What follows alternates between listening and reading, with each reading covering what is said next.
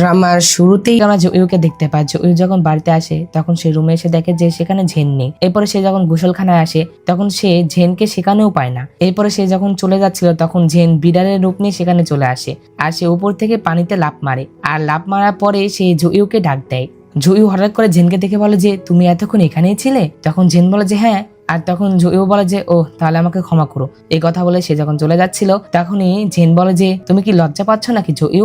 এই কথা শুনে জয়ু তাড়াতাড়ি করে তার কাছে চলে আসে। সে কোনো কথা ছাড়াই তার কাছে এসে তাকে কিস করে। এরপরে সে পানি থেকে তাকে বাহিরে আনে। তখন ঝেন জয়ুকে বলে যে আমি তোমাকে কখনোই ছেড়ে যাব না। তখন জয়ু বলে যে সত্যি? তখন ঝেন বলে যে হ্যাঁ। এরপরে তারা আবারও কিস করে।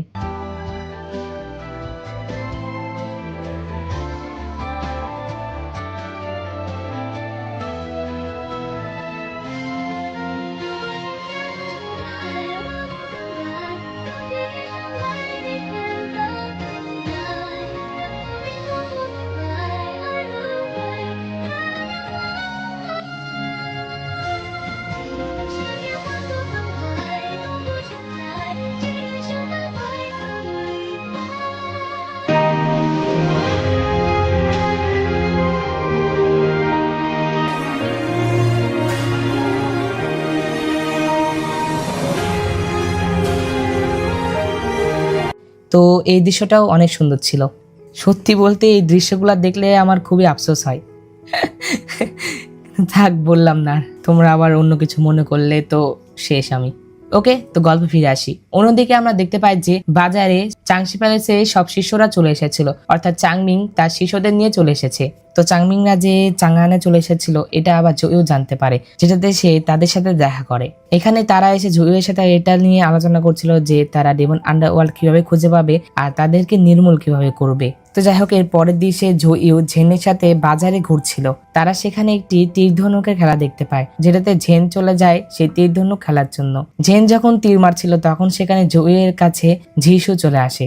ঝিসু এসে জয়ুকে বলে যে ইদানিং ঠান্ডা অনেক বাড়ছে, যদি সে মাঝরাতে আমাকে খুঁজতে আসে তাহলে তাকে উষ্ণ পোশাক পরার কথা মনে করিয়ে দিতে ভুলবে না।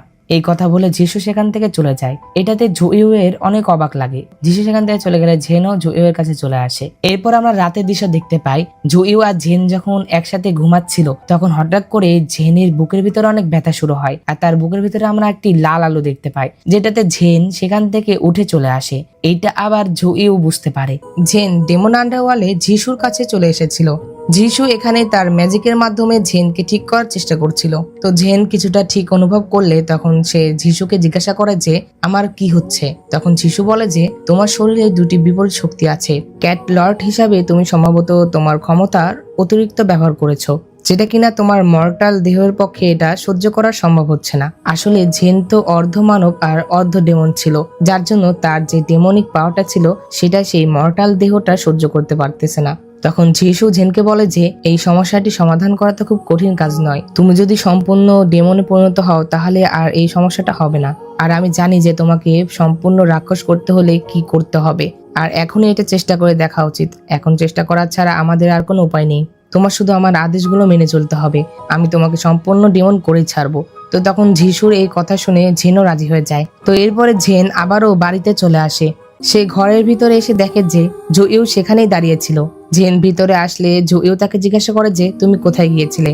তখন ঝেন জয়ুকে বলে যে সে রুই প্যাভিলিয়নে গেছিল। ঝেন তো আর জানতো না যে জয়ু তাকে যেতে দেখেছে, আর যিশু কিন্তু জয়ুকে এই বিষয়ে বলেও গিয়েছিল। এজন্য জয়ু এর ঝেনের উপরে অনেক সন্দেহ হয়। তো ঝেন আর জয়ু যখন কথা বলছিল এগুলো আবার যিশু বাইরে থেকে দেখছিল, যেটা কিনা জয়ু জানতো। জয়ু যখন দেখে যে যিশু বাইরে থেকে তাদেরকে দেখছে তখন সে ইচ্ছা করে ঝেনকে কিস করে, যাতে করে সে যিশুকে জেলাস ফিল করাতে পারে। পরের বার চুল ভেজা অবস্থায় বাইরে যাবে না।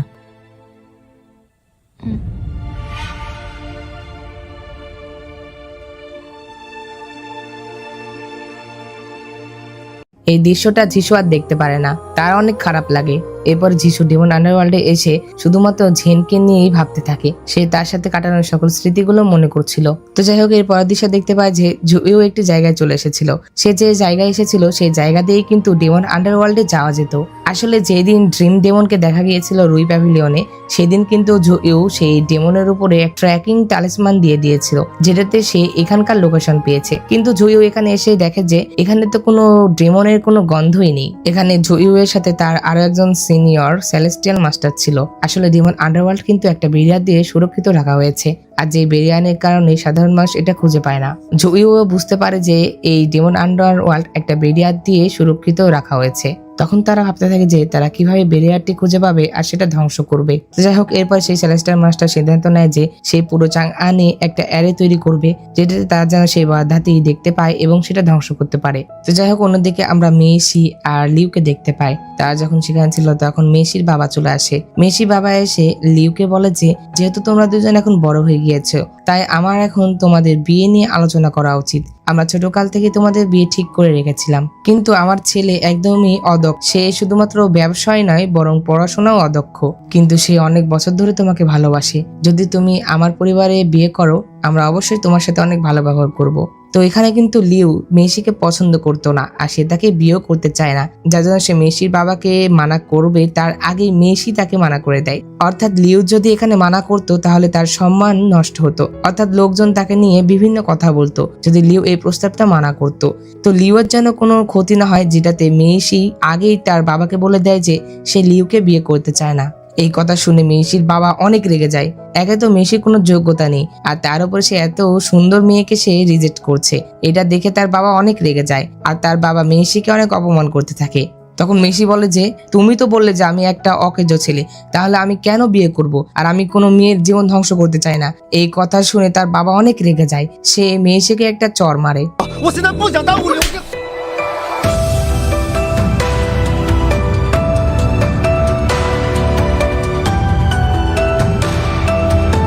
তো সবার সামনে মেসি অনেক অপমানিত হয়। এটা দেখে আবার লিউ আর ব্ল্যাক স্নেক ডেমন অনেক অবাক হয়ে যায়। তো এখানে মেসি লিউ এর সুনাম নষ্ট না করার জন্য নিজে অপমানিত হলো।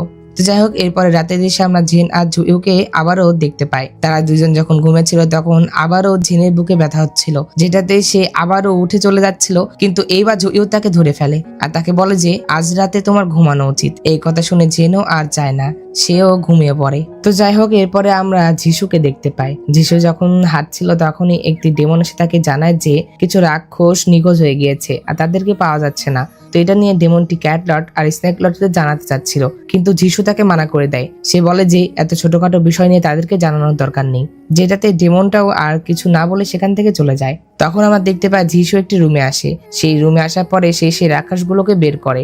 আসলে এই রাক্ষসগুলোকে যিশু নিখোঁজ করেছিল। আর তখন যিশু বলে যে তোমাদের তারও খুশি হওয়া দরকার যে আমি তোমাদের মৃত্যুর মাধ্যমে তার রূপান্তরের অবদান রাখছি। এই কথা বলে যিশু সেই সকল রাক্ষসগুলোকে মেরে ফেলে। তো এখানে যিশু কার অবদানের কথা বলছে এটা তো তোমরা পরবর্তীতে জানতে পারবে। অন্যদিকে আমরা জুইউ, জিয়াং আর সেই সেলেস্টিয়াল মাস্টারকে দেখতে পাই। সেই সেলেস্টিয়াল মাস্টারটি পুরো চাংআনে প্রায় বিভিন্ন অংশেই তার অ্যারেটি বসিয়ে দিয়েছিল। তো এরপরে সেই সেলেস্টিয়াল মাস্টার চলে আসে মিস্টেক ইনভেস্টিগেশন ব্যুরোতে। সে সেখানেও এসে সেই অ্যারেটি গঠন করে। সে বলে যে এই অ্যারের মধ্যে যদি কোনো রাক্ষস প্রবেশ করে তাহলে সে তার আসল রূপে চলে আসবে, আর যদি কোনো মানুষ আসে তাহলে কিচ্ছুই হবে না। অন্যদিকে ঝেনরা জেনে গিয়েছিল যে তাদের চাংআনে অনেকজন সেলেস্টিয়াল মাস্টার এসেছে। এরপরে যখন ঝেন বাড়িতে এসে একটি কেস পড়ছিল তখন জুইউ সেখানে চলে আসে। জুইউ তাকে একদম সন্দেহ দৃষ্টিতে দেখছিল। তো যাই হোক, এরপরে তারা আবারও ঘুমিয়ে পড়ে।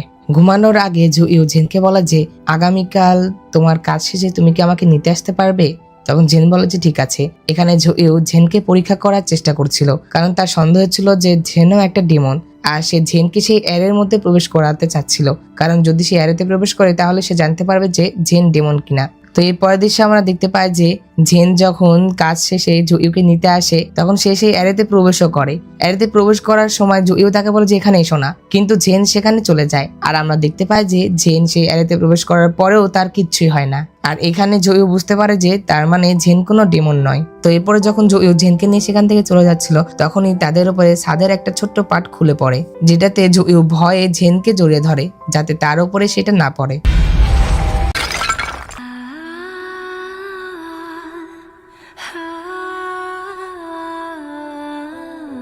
আর এটাতে জেন হেসে বলে যে আরে সমস্যা নেই, চলো, আমি একদম মজবুত আছি, কোনো সমস্যা নেই। তো এরপরে তারা সেখান থেকে চলে আসে। তো যাই হোক, এর পরের দৃশ্যে দেখতে পাই জেন ডেমন আন্ডারওয়ার্ল্ডে এসেছিল। জেন যখন সেখানে ছিল তখন লিউ এসে তার সাথে কথা বলে। আর এখানে লিউ জেনকে বলে যে সে নাকি 100 বছর ধরে নির্জনতায় যাচ্ছে, আর তার জন্য তো একটা দেহ মনে হয় প্রস্তুত করা হয়েছে যেটা সে 100 বছর নির্জনে থাকার পরে ইউজ করতে পারবে। এই কথা শুনে জেন অনেক অবাক হয়ে যায়। সে বলে যে কি, তুমি এগুলো কি বলছো? আর তখন লিউ বলে যে কেন, তুমি জানো না? আমি শুনেছি তোমার পূর্ণ রাক্ষসের ক্ষমতা এই দেহটি আর সহ্য করতে পারবে না, তাই তোমার এই দেহটি ত্যাগ করতে হবে। এই কথা শুনে জেন তাড়াতাড়ি করে যিশুর কাছে চলে যায়। আসলে এই সকল পরিকল্পনা যিশুর ছিল। যিশু এটা জানতো সে যদি জেনকে সম্পূর্ণ রাক্ষসে পরিণত করে তাহলে তার 100 বছর আগে নির্জনে থাকতে হবে আর তার এই দেহটা ত্যাগ করতে হবে। তো তখন জেন যিশুর কাছে এসে জিজ্ঞাসা করে যে তুমি এই কথাগুলো আমাকে বলনি কেন? এখানে জেন যিশুর সাথে অনেক রাগারাগি করে। আসলে জেন যদি 100 বছর ধরে নির্জনায় থাকে তাহলে সে জুইউ এর সাথে থাকবে কিভাবে? কারণ জুইউ তো মর্টাল, আর সে তো আর 100 বছর ধরে বেঁচেও থাকবে না। তখন যিশু জেনকে বলে যে 18 বছর ধরে তোমার একটা লক্ষ্য ছিল যে তুমি পূর্ণ রাক্ষস হবে, আর তুমি এখন এই সাধারণ একটা মর্টালের জন্য নিজের এত বড় ঝুঁকি নিচ্ছ। আমি যদি তোমাকে এটা নাও বলি তারপরেও তো তোমার এই কাজটা করতেই হবে, কারণ তোমার এই দেহ তো তোমার ক্ষমতা সহ্য করতে পারবে না। একজন ডেমন লর্ড হিসাবে তোমার কখনোই মানুষকে তোমার হৃদয়ে রাখা উচিত হয়নি। এই কথা বলে যিশু সেখান থেকে চলে যায়। তো যাই হোক, এরপরে যখন জেন বাসায় আসে তখন সে দেখে যে জুইউ ছাদের ওপরে গ্রিল করছিল, যেটাতে জেন এসে জুইউকে বলে যে হঠাৎ আজকে মাংস গ্রিল করছো? তখন জুইউ বলে যে আমার হঠাৎ করে মনে পড়লো যে আগে আমাদের পরিবারে মাঝে মধ্যে এরকম গ্রিল করা হতো, তাই এমনটা করছি আর কি। তখন জেন বলে যে পরিবারের সাথে গ্রিল করাটা আসলেই ভালোই লাগছে। তো এখানে কিন্তু জেন সকল দিক থেকে অনেক টেনশনে ছিল, আর সে সবচেয়ে বেশি টেনশনে ছিল যে তার এই দেহ ছেড়ে চলে যেতে হবে, অর্থাৎ তার এই দেহটা ছেড়ে দিতে হবে আর কি। আর সে যদি পূর্ণ রাক্ষস হতে হয় তাহলে 100 বছর নির্জনে থাকতে হবে, আর যদি সে এটা না করে তাহলে সে এই দেহ নিয়ে আর থাকতে পারবে না। অর্থাৎ যেইভাবে হোক তার পূর্ণ রাক্ষস হতে হবে, কারণ পূর্ণ রাক্ষস না হলে তার সেই যে অর্ধেক রাক্ষসের ক্ষমতা আছে সেটা সে সহ্য করতে পারবে না। তো যাই হোক, এর পরবর্তী সকালে আমরা দেখতে পাই যে জেন যখন ঘুম থেকে ওঠে তখন তার সামনে সে জুইউকে দেখতে পায়। জুইউ রেডি হচ্ছিল। আজ জেনের খালা ও তার পরিবার প্রাসাদে ফিরে এসেছে, যার জন্যই তারা জুইউ আর জেনকে সেখানে ডেকেছিল, যেটাতে জুইউ অনেক তাড়াতাড়ি করে রেডি হচ্ছিল। কিন্তু তখন জেন পেছন থেকে এসে তাকে জড়িয়ে ধরে। জেন বলে যে এত তাড়াহুড়ো করার কোনো দরকার নেই। এই কথা বলার পরে তারা দুইজন রোমান্স করতে থাকে।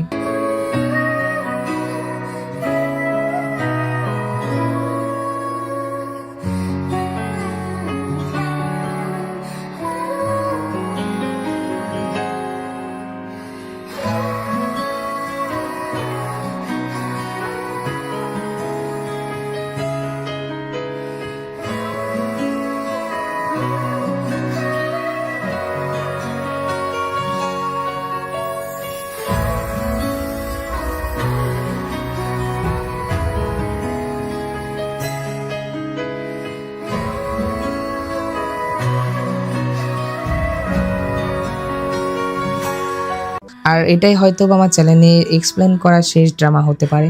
আমি আরো একটা যে রাতার নামের ড্রামাটা এক্সপ্লেন করতেছি, এটা হয়তো বা শেষ করার ইচ্ছা আছে যদি তোমরা সাপোর্ট করো, কিন্তু আমার যে মনে হচ্ছে যে এই ড্রামাটাই আমার শেষ এক্সপ্লেন, কারণ এত পরিমাণে পরিশ্রম করার পরেও তোমরা কোনো সাপোর্টই করো না, যার জন্য এত কষ্ট করে লাভ কি। তবে হ্যাঁ, এই ড্রামাটা আমি কোনো রকম শেষ করব।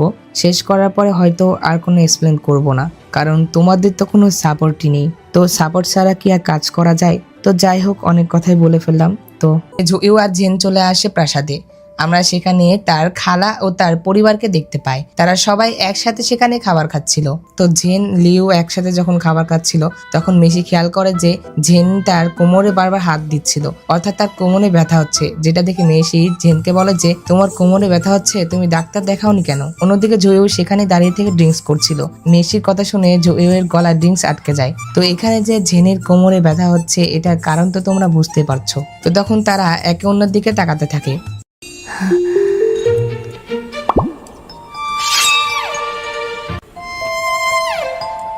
এর পরের দিশে আমরা দেখতে পাই যে জুইউ একটি বাচ্চার সাথে বসে খেলছিল, যেটা কিনা বাইরে থেকে লিউ আর জেন দেখছিল।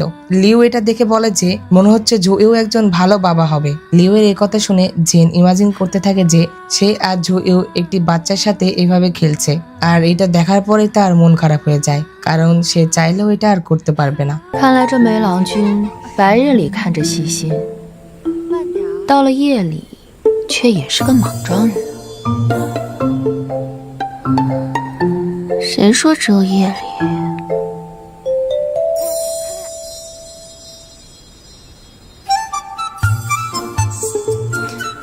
那你还同我在这耗着做什么？ তো যাই হোক, অন্যদিকে আমরা জিয়াংকে দেখতে পাই. জিয়াং যখন সেই সকল সেলেস্টিয়াল মাস্টারদের জন্য খাবার নিয়ে এসেছিল তখন দূর থেকে হুজু তাদের উপরে নজর রাখছিল. তখন জিয়াং আবার হুজুকে দেখতে পায়, যেটাতে সে তার পিছু করে. এরপরে তারা পাহাড়ের একটি চূড়ায় আসে যেখানে তারা একসাথে কথা বলছিল. জিয়াং এসে হুজুকে বলছিল যে তুমি এখানে কি করছো, তুমি কি জানো এখানে কত পরিমাণে বিপদ, এখান থেকে এখনই চলে যাও. জিয়াং যখনই হুজুকে এই কথা বলে তখনই কেউ তাকে আঘাত করে. আমরা দেখতে পাই সেটা চাংমিং ছিল. চাংমিং এসে বলে যে শুরু থেকে তো চাংশি প্রাসাদের পবিত্র কাজ হলো দানবদের মারা. হুজু যখন দেখতে পায় যে সে চাংশি প্রাসাদের কথা বলছে তখন হুজু বুঝতে পারে যে জিয়াং আসলে সত্যি একজন সেলেস্টিয়াল মাস্টার. এরপরে চাংমিং যখন হুজুকে আবার আঘাত করতে যাবে তখন জিয়াং তাকে বাধা দেওয়ার চেষ্টা করে, কিন্তু চাংমিং তার কথা শোনে না. সে হুজুকে আবারও আঘাত করে. এরপরে সে যখন হুজুকে মেরে ফেলতে যাবে তখন জিয়াং তার সামনে চলে আসে. আর চাংমিং এর আঘাতে জিয়াং আর হুজু তারা দুইজন পাহাড় থেকে পড়ে যায়. তাদেরকে পাহাড় থেকে পড়ে যেতে দেখে চাংমিং হাসছিল. তো অন্যদিকে আমরা জুইউকে দেখতে পাই. জুইউ মিস্টেক ইনভেস্টিগেশন বিরতি ছিল. তখন সে সেই এর ভিতরে আসে. এর ভিতরে আসার পরে সে সেই আগুনটিকে বের করে. অর্থাৎ সে যখন জেনের সাথে সেই আগুন খেলা দেখছিল তখন তো সেখানে সেই দানবীয় আগুন লেগে গিয়েছিল. তখন কিন্তু সে সেই আগুনকে তার তালিসমানের মাধ্যমে শুষে নিয়েছিল. আর এখন সে সেই আগুনটিকে বের করে. সে সেই আগুনটি চারপাশে ছড়িয়ে দেয় আর এরপরে সে মন্ত্র পড়তে থাকে. সে এই আগুন আর মন্ত্রের মাধ্যমে সেই কালো আভাকে ডাকছিল, যে কালো আভাটা যিশুর সাথে কথা বলতো. আমরা দেখতে পাই সেই কালো আভাটাও এক পর্যায়ে ডিমোর আন্ডারওয়ার্ল্ড থেকে বাইরে চলে আসে. সে সেখান থেকে জুইউ এর কাছে চলে আসে. সে যখনই জুইউ এর কাছে আসে তখন জুইউ সেই অ্যারোটা সক্রিয় করে দেয় এবং তাকে একটি বোতলের ভিতরে বন্দি করে নেয়. অন্যদিকে আমরা জিয়াং আর হুজুকে দেখতে পাই. তারা পাহাড়ের নিচে একটি জঙ্গলে পড়েছিল. জিয়াং এর যখন জ্ঞান ফেরে তখন সে হুজুকে ডাকে.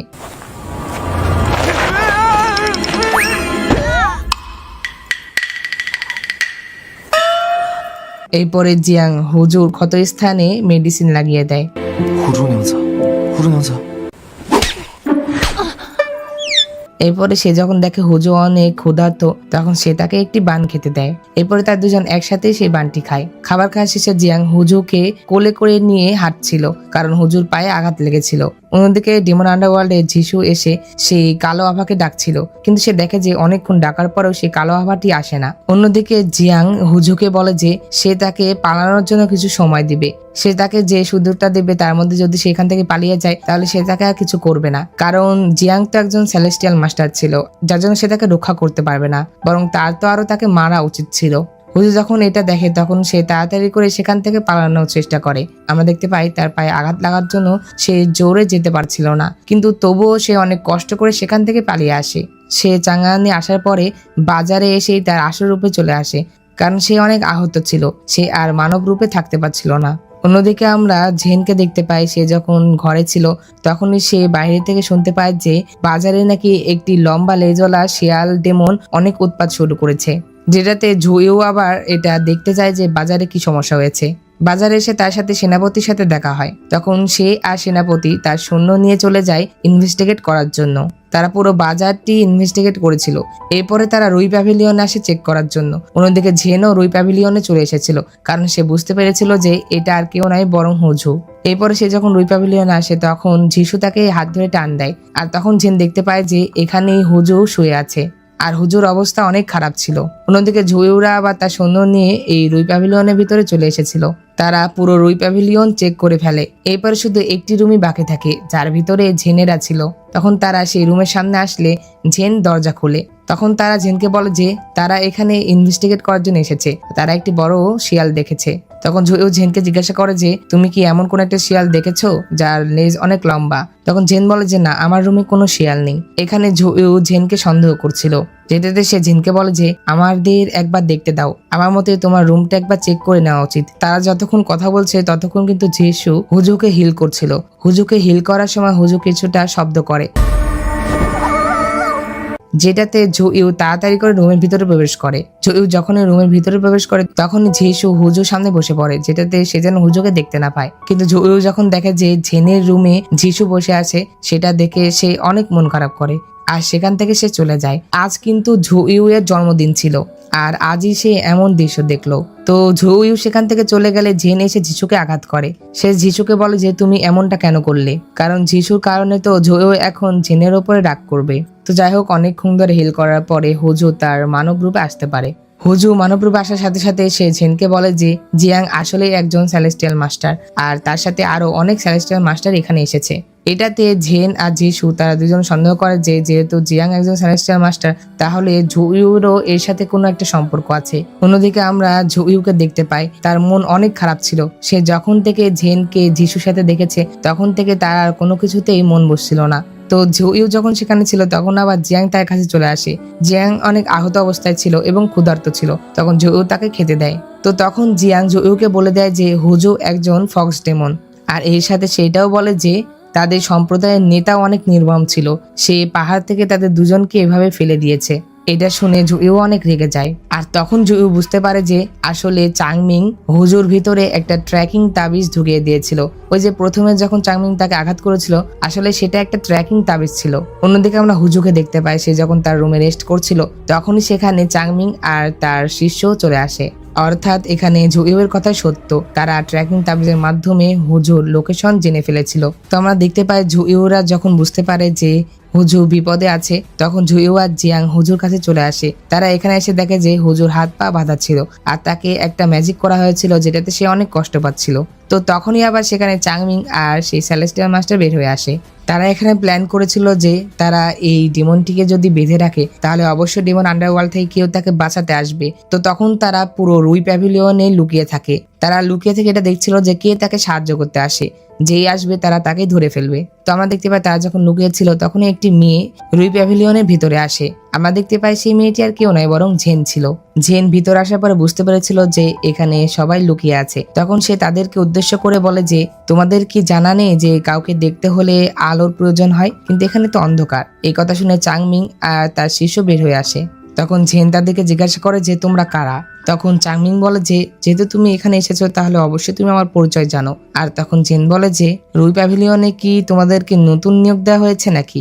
আচ্ছা যাই হোক, বাদ দাও, আমি আমার স্বামীকে নিতে এসেছি। আর তখন চাংমিং বলে যে স্বামী? কে তোমার স্বামী? আর তখন ঝেন বলে যে আজ আমার স্বামীর জন্মদিন, সে তার জন্মদিন উদযাপন করার পরিবর্তে সে এখানে এসেছে, আর আমার স্বামীর নাম হলো মে জুইউ। ঝেন যখনই তার নাম নেয় তখনই জুইউ সেখানে চলে আসে। তখন চাংমিং বলে যে তাহলে এই মেয়েটি তোমার স্ত্রী? তখন জুইউ বলে যে হ্যাঁ। তখন ঝেন জুইউকে জিজ্ঞাসা করে যে এরা কারা? তখন জুইউ বলে যে এরা আমার কোঝোর পুরনো বন্ধু। এই কথা শুনে ঝেন বিশ্বাস করে না, কিন্তু সে জুইউকে কিছু বলে না। সে জুইউকে নিয়ে সেখান থেকে চলে যায়। তো এরপরে জুইউ আর ঝেন তাদের বাড়ির সামনে চলে আসে। আমরা দেখতে পাই এখানে ঝেন জুইউর উপরে প্রচন্ড রেগেছিল, কারণ সে তার জন্মদিনের দিন তার সাথে না থেকে বরং একটি ষড়যন্ত্র করতে গিয়েছিল। তখন ঝেন জুইউকে বলে যে আমি আজ তোমাকে একটা সারপ্রাইজ দেওয়ার পরিকল্পনা করেছিলাম, কিন্তু তুমি আজ আমাকে যে সারপ্রাইজটা দিলে এটা আরো বেশি অপ্রত্যাশিত ছিল। তখন জুইউ ঝেনকে বলে যে চলো কথা বলি। জুইউ যখন এই কথা বলে ঝেনকে নিয়ে ভিতর যাচ্ছিল তখনই তার কাছে একটি চিঠি আসে। আসলে তাকে চাংমিংরা ডেকেছিল, যেটাতে জুইউ বলে যে তোমার সাথে পরে কথা বলছি। এই কথা বলে সে সেখান থেকে চলে আসে। অন্যদিকে চাংমিংরা হুজুকে প্রচন্ড পরিমাণে কষ্ট দিচ্ছিল। এক পর্যায়ে সে তাকে বলে যে যদি তুমি এই কষ্ট থেকে মুক্তি পেতে চাও তাহলে আমাদেরকে ডেমন আন্ডারওয়ার্ল্ডে প্রবেশ করাও। তো হুজু যখন এক পর্যায়ে এই কষ্ট সহ্য করতে পারে না তখন সে তাদেরকে নিয়ে ডেমন আন্ডারওয়ার্ল্ডে প্রবেশ করার জায়গায় চলে আসে। আমরা দেখতে পাই হুজু তার পাওয়ার দিয়ে ডেমন আন্ডারওয়ার্ল্ডের বেরিয়ার খুলে দেয়, যেটাতে তারা ডেমন আন্ডারওয়ার্ল্ডে চলে যায়।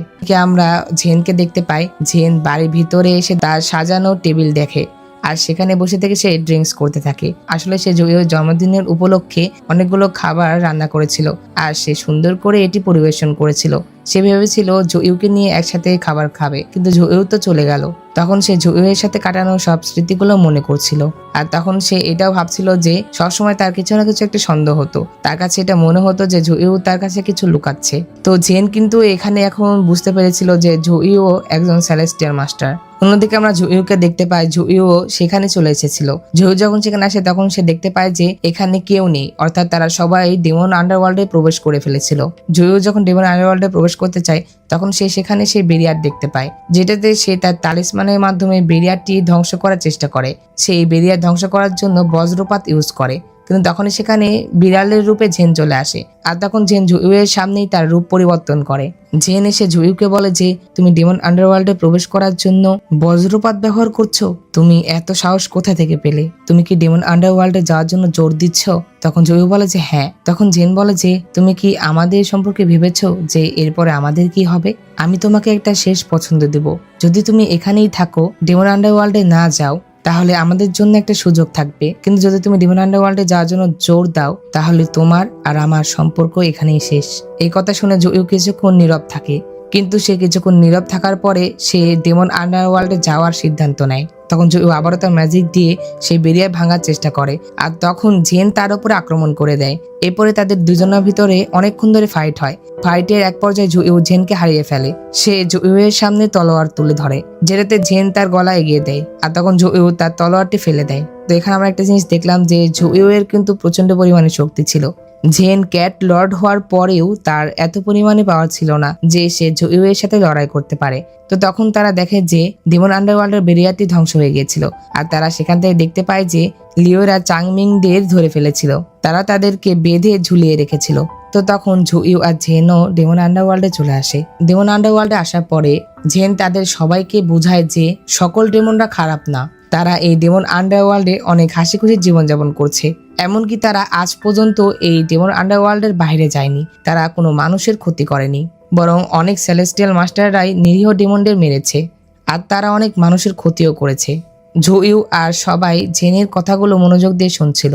তো জেনের এতগুলো কথা শোনার পরেও চাংমিং বলে যে কিন্তু রাক্ষস তো রাক্ষসই হয়, আর রাক্ষসদের মেরে ফেলাই উত্তম। চাংমিং জুইউকে বলে যে তুমি কি ভুলে গিয়েছো যে এই ডেমনই তোমার বাবা মাকে মেরেছিল? যেহেতু তুমি এখন ডেমন আন্ডারওয়ার্ল্ড খুঁজে পেয়েছো, তাহলে তুমি এটা ধ্বংস করছো না কেন? এই কথাগুলো শুনে জুইউ কিছুই বলে না। তখন জেন বলে যে 18 বছর আগের যে অগ্নিকাণ্ড হয়েছিল সেটার আমার কাছে প্রমাণ আছে যে সেই আগুনটা কিভাবে লেগেছিল আর সেটা কিভাবে ঘটেছিল।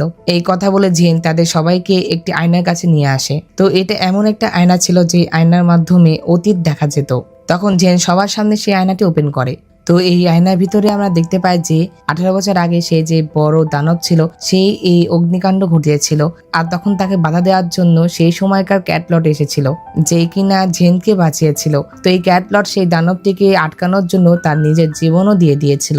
তাদের মধ্যেকার একজন সেলেস্টিয়াল মাস্টার বলে যে এটা ঝাওমিং আয়না, এটা কখনোই ভুল দেখায় না, তাই আমরা এটা বিশ্বাস করি। কিন্তু আমরা দেখতে পাই যে চাংমিং এটা দেখার পরেও সে এটা বিশ্বাস করতে চায় না। সে জুইউকে বলে যে তুমি কি মনে করো? তখন জুইউ বলে যে আমিও এই আয়নাটি বিশ্বাস করি, কিন্তু সেই অপরাধী এখনো জীবিত আছে। এই কথা বলে জুইউ সেই অশুভ আভা বের করে, আর তখন এটা দেখে সবাই বলে যে কি সেই অশুভ আভার এখনো অবশিষ্টাংশ বেঁচে আছে? আসলে এটা ওই দানবের মূল ছিল, যেটা কিনা এখনো ধ্বংস হয়নি। তো এই অশুভ আভা বিষয়ে কিন্তু এখানে কেউ জানতো না, শুধুমাত্র যিশুই তাকে চিনতো। তো জেন এটা দেখে বলে যে যেহেতু তার মূল এখনো বেঁচে আছে, তাহলে আমরা এটা তদন্ত করার চেষ্টা করব। জেন যখন এই কথা বলে তখনই অন্যদিকে চাংমিং সুযোগ পেয়ে তাদেরকে সেখান থেকে বন্দি করে বাইরে চলে আসে। কিন্তু তাদেরকে বন্দি করার আগে জেনও সেখান থেকে বের হয়ে এসেছিল, কারণ জেন বুঝতে পেরেছিল। বাইরে এসে জেন চাংমিংকে বলে যে তুমি এটা কি করার চেষ্টা করছো? তখন চাংমিং বলে যে আমি তোমাদের দানব আন্ডারওয়ার্ল্ডটা ধ্বংস করার জন্য এসেছি। এই কথা বলে সে জেনের সাথে ফাইট শুরু করে দেয়। তখন জুইউ তার তালিসমান দিয়ে চাংমিং এর বাধাটি ভাঙার চেষ্টা করে, কিন্তু সে পারে না। তো তখন চাংমিং জেনকে তার কালো জাদুর মাধ্যমে ধরে ফেলে। সে তার কালো জাদুর মাধ্যমে তার শক্তি শোষণ করতে থাকে।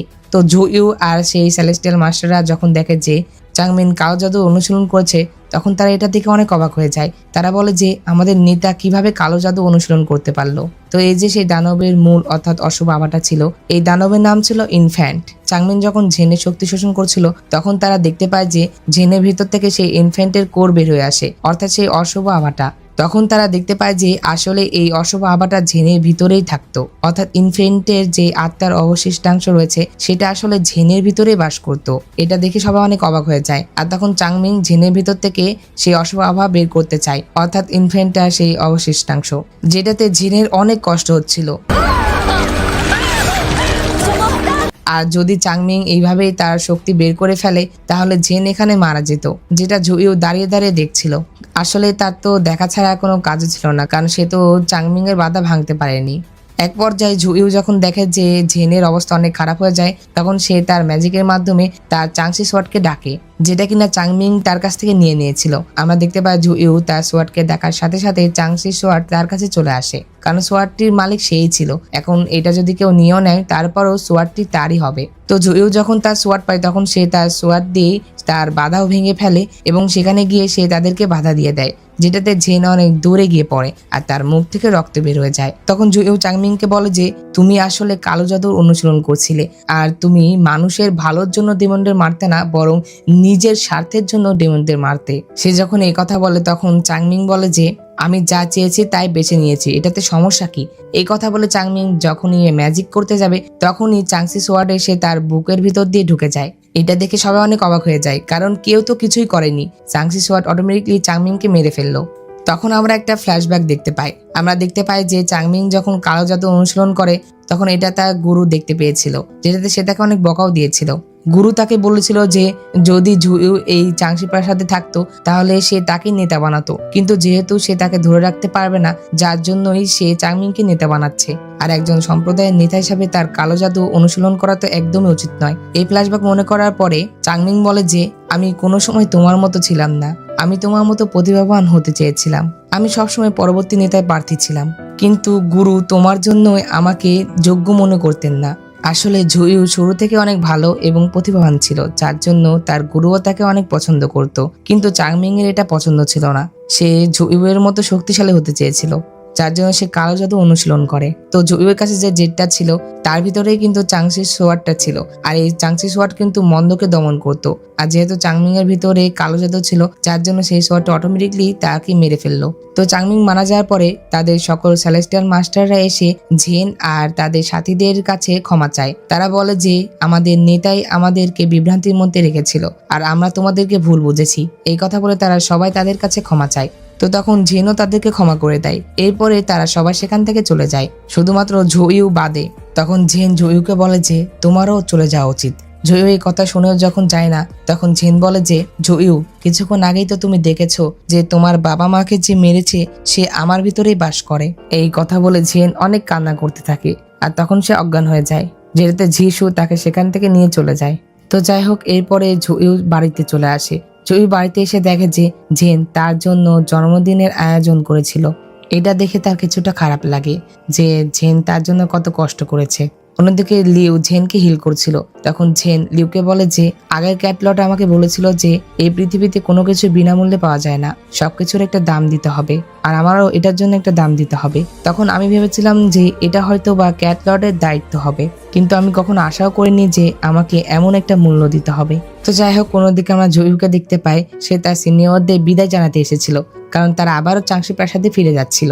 তখন জুইউ তার দ্বিতীয় ভাই অর্থাৎ তাদের সিনিয়রদের মধ্যে সব থেকে সিনিয়র যে ছিল তাকে তার জেটটি দিয়ে দিচ্ছিল। জুইউ বলে যে যেহেতু আমি চাংশি প্রাসাদের শিষ্য নই, তাহলে আমার কাছে চাংশি প্রাসাদে কোনো অস্ত্র রাখা উচিত নয়, এটা আপনারাই নিয়ে যান। আর যেহেতু এখন নেতার পদ খালি, তাই আমার মনে হয় আপনার নেতার পদে বসা উচিত, আর এটা আপনাকে নিরাপদ রাখবে।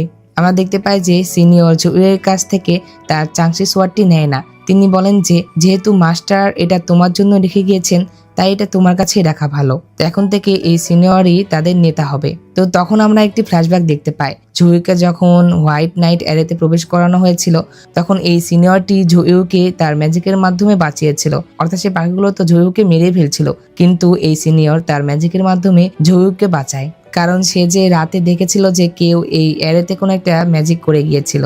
কিন্তু এখানে জুইউয়ের চাংশি সোয়ার্ডটা না থাকলেও অবশ্য সে বাঁচত না। সিনিয়রও বলেন যে তোমার চাংশি সোয়ার্ডের জন্যই তুমি বেঁচেছো। তো যাই হোক, এরপরে তারা জুইউয়ের কাছ থেকে বিদায় নিয়ে সেখান থেকে চলে আসে। তারা যখন সেখান থেকে চলে আসে তখন তাদের সামনে আবার হুজু আসে। হুজু এসে তাদেরকে বিদায় জানায়, কিন্তু সেখান থেকে চলে যাওয়ার আগে জিয়াং হুজুর কাছে আসে। সে হুজুকে তার পছন্দের একটি বান দেয়, যেটা দেখে হুজু অনেক খুশি হয়। এরপর জিয়াং তাকে বিদায় জানিয়ে সেখান থেকে চলে যায়।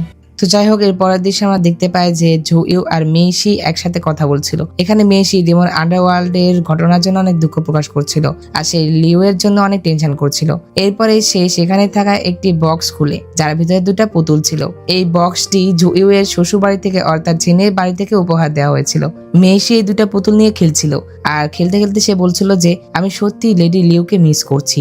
মেইশি যখনই এই কথা বলে তখনই হঠাৎ করে পুতুলের ভিতরে কিছু একটা হয় আর সেই পুতুল মেইশিকে হাওয়ায় ওঠায়।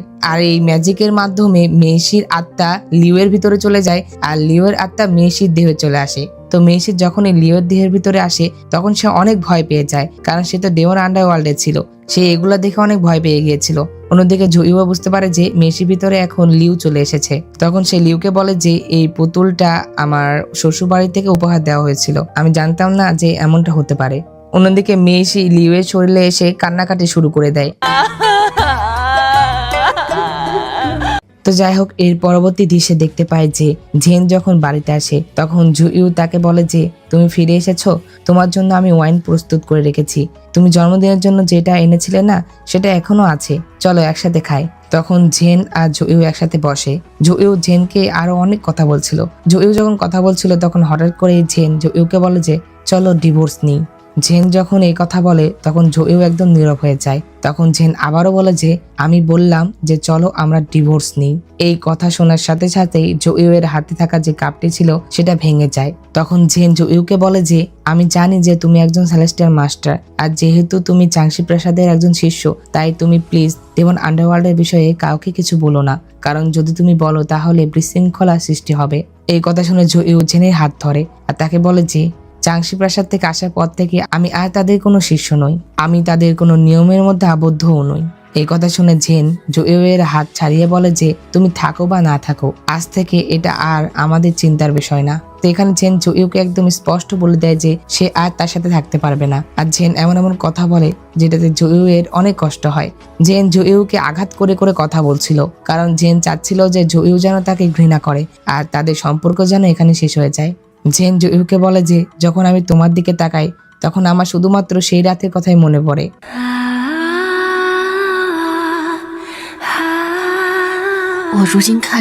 সেই রাতে তোমার বাবা মাকে হত্যা করা হয়েছিল। যে তোমার বাবা মাকে মেরেছে সে আমার ভিতরে বাস করে। তুমি যদি আমাকে না মেরে ফেলো তাহলে তোমাকে প্রতিদিন তোমার শত্রুর মুখোমুখি হতে হবে। জেন বলে যে তোমার ভবিষ্যৎ উজ্জ্বল, অনেক মেয়ে আছে যারা তোমাকে পছন্দ করে, তুমি তাদেরকে বিয়ে করো, সন্তান লালন পালন করো আর সুখে জীবন যাপন করো। তখন জুইউ বলে যে আর তোমার কি হবে? তখন জেন বলে যে আমি একটি রাক্ষস, আমি অবশ্যই মজা করব এবং জীবন উপভোগ করব।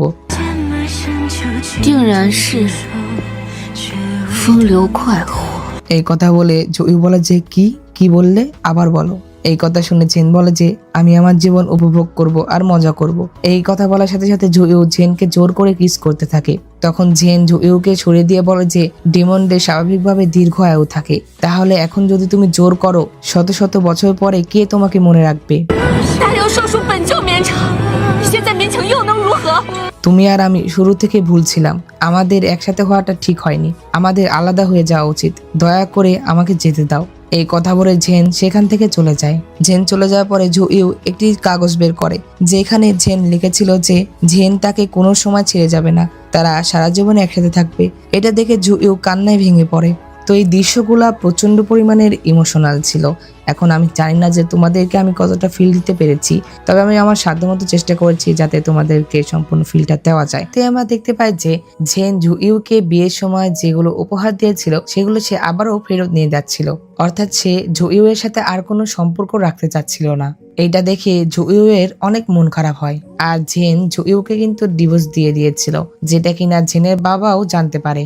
তো এর পরের দৃশ্যে দেখতে পাই যে লিউ ওরূপে মেইশি জুইউ এর সাথে দেখা করতে এসেছিল, আর লিউকে এইভাবে জুইউ এর বাড়িতে আসতে দেখে লোকেরা বিভিন্ন কথা বলছিল। তারা ভাবছিল যে এখন জুইউ জেনকে বাদ দিয়ে লিউ এর সাথে সম্পর্ক করছে। মেইশি এসে জুইউর কাছ থেকে সাহায্য চাচ্ছিল, কারণ সে কোনো মতেই তার আত্মা আর তার দেহের মধ্যে ফেরত নিয়ে যেতে পারছিল না। আর তখন আমরা একটা ফ্ল্যাশব্যাক দেখতে পাই, লিউ মেইশিকে বলছিল যে তাদের ফিরে যাওয়ার উপায় খুঁজে বের করার আগে তাদের একে অন্যের পর্যায়ে যে দায়িত্বগুলো আছে সেটা যেন তারা ভালোভাবে ভালোভাবে পালন করে, অর্থাৎ মেসি যেন লিও এর দায়িত্ব এবং ডেমন আন্ডারওয়ার্ল্ডের যে দায়িত্বটা আছে সেটা যেন সে ভালোভাবে পালন করে, আর লিও মেসির দায়িত্ব পালন করছে। এটা শুনে মেসি তো অনেক ভয় পেয়ে যায়, কারণ সে লিও এর দায়িত্ব পালন করতে পারবে কিন্তু ডেমন আন্ডারওয়ার্ল্ডের দায়িত্ব কিভাবে পালন করবে। তো এই সমাধানের জন্য সে জুইউ এর কাছে এসেছিল, কিন্তু আমরা দেখতে পাই জুইউ তাকে কোনো সাহায্য করতে পারে না। অন্যদিকে এই তথ্যটা আবার জেনের বাবার কাছে পৌঁছে গিয়েছিল যে লিউ নাকি প্রায় সময় জুইউ এর বাড়ি আসছে, যেটা জানার সাথে সাথে জেনের বাবা তাড়াতাড়ি করে মন্ত্রী লিও এর কাছে চলে আসেন। তিনি মন্ত্রী লিও এর উপরে অনেক রাগারাগি করেন। তিনি বলেন যে এই গুজবটা কি সত্য যে তোমার মেয়ে আমার জামাইকে চুরি করেছে? এই কথা শুনে মন্ত্রী লিও অনেক অবাক হয়ে যায়। তখন তিনি জেনের বাবাকে বলেন যে চলেন আমরা দুজন একসাথে দেখতে যাই যে তারা কি করছে আর এটা আদেও সত্য কিনা। অন্যদিকে আমরা জুইউ আর মেসিকে দেখতে পাই, তারা একসাথে কথা বলছিল এবং তাদের একটা উপায় বের করার চেষ্টা করছিল, কিন্তু তখন সেখানে মন্ত্রী লিউ আর জেনের বাবা চলে আসেন। তারা বাইরে থেকে এসে তাদের কথা শুনছিল। ভেতরে জুইউ তার একটা তালিসমানের মাধ্যমে মেসিকে ঠিক করার চেষ্টা করে, আর এই তালিসমানের কারণে মেসি আঘাত পায়, যেটাতে সে একটা শব্দ করে। কিন্তু বাহির থেকে জেনের বাবা আর মন্ত্রী লিউ অন্য কিছু ভাবে, যার জন্য তারা তাড়াতাড়ি করে ভিতরে চলে আসে। আর তারা ভিতরে এসে তাদেরকে এই অবস্থায় দেখে। তো এই দৃশ্যটা দেখে তারা দুজনে অনেক অবাক হয়ে যায়। তখন এটা দেখে মেসি লিও এর শরীর থেকে বলে যে এটা একটা ভুল বোঝাবুঝি। তখন জেনের বাবা বলে যে কি এটা ভুল বোঝাবুঝি? আমরা এসে দেখি যে জুইউ এর হাত এইভাবে ছিল, এইভাবে। এটা কিভাবে ভুল বোঝাবুঝি হয়? আর মন্ত্রী লিও তার মেয়েকে এমন কাণ্ড করতে দেখে সেখানে অজ্ঞান হয়ে যায়। তো যাই হোক, এরপরে তারা চারজন একসাথে বসে কথা বলে আর তখন তারা এই সমস্যাটার সমাধান করে ফেলে, অর্থাৎ তারা তাদেরকে ভালোভাবে বোঝায় যে তাদের মধ্যে কোনো সম্পর্ক নেই। তো যাই হোক, এরপরে দৃশ্যে দেখতে পায় যে লিউ জেনের সাথে কথা বলছিল। তখন জেন লিউকে বলে যে আমার বাবা পুরো রাত ধরে মনে করার পরে এটা মনে করতে পেরেছেন যে সে যার কাছ থেকে পুতুলটা কিনেছিল সে কি কথা বলেছে। সেই পুতুলওয়ালা বলেছিল যে এই জিনিসটি তোমাকে তোমার প্রিয়জনের সাথে দেহ অদল বদল করতে দেয়, একবার তোমরা যদি প্রেমে পড়ো তাহলেই তোমরা ফিরে যেতে পারবে। তার মানে মেসি যেহেতু লিউকে মন থেকে ভালোবাসতো, যার জন্য সেই পুতুল তাদের আত্মা অদল বদল করে দিয়েছে। এখন যদি তাদের আবারও ফেরত যেতে হয় তাহলে লিওরও মেসিকে পছন্দ করতে হবে, তবেই তারা ফেরত যেতে পারবে। কিন্তু এটাতে লিও রাজি হয় না, সে এমনটা করবে না। এরপরে যখন মেসি লিওর শরীর নিয়ে ডেমন আন্ডারওয়ার্ল্ডে যায় তখন সে সেখানে থাকা ডেমনদের দেখে অনেক ভয় পেতে থাকে, কারণ সে তো একজন সাধারণ মানুষ, সে তো এই ডেমনদের দেখে ভয় পাবেই। কিন্তু জেন তাকে সামলানোর চেষ্টা করে। এরপরে জেন যখন ডেমন আন্ডারওয়ার্ল্ডে ছিল তখন হঠাৎ করে সে অসুস্থ হয়ে যায় আর সেখানে অজ্ঞান হয়ে যায়। তখন যিশু এসে তাকে সেখান থেকে নিয়ে যায়। আসলে জেনের ভিতরে যে লর্ড ইনফ্যান্টের অবশিষ্টাংশ আত্মা ছিল সে আস্তে আস্তে জেনের দেহটা নষ্ট করে দিচ্ছে, অর্থাৎ একটা পর্যায়ে তার পুরো দেহই সে ধ্বংস করে দিবে।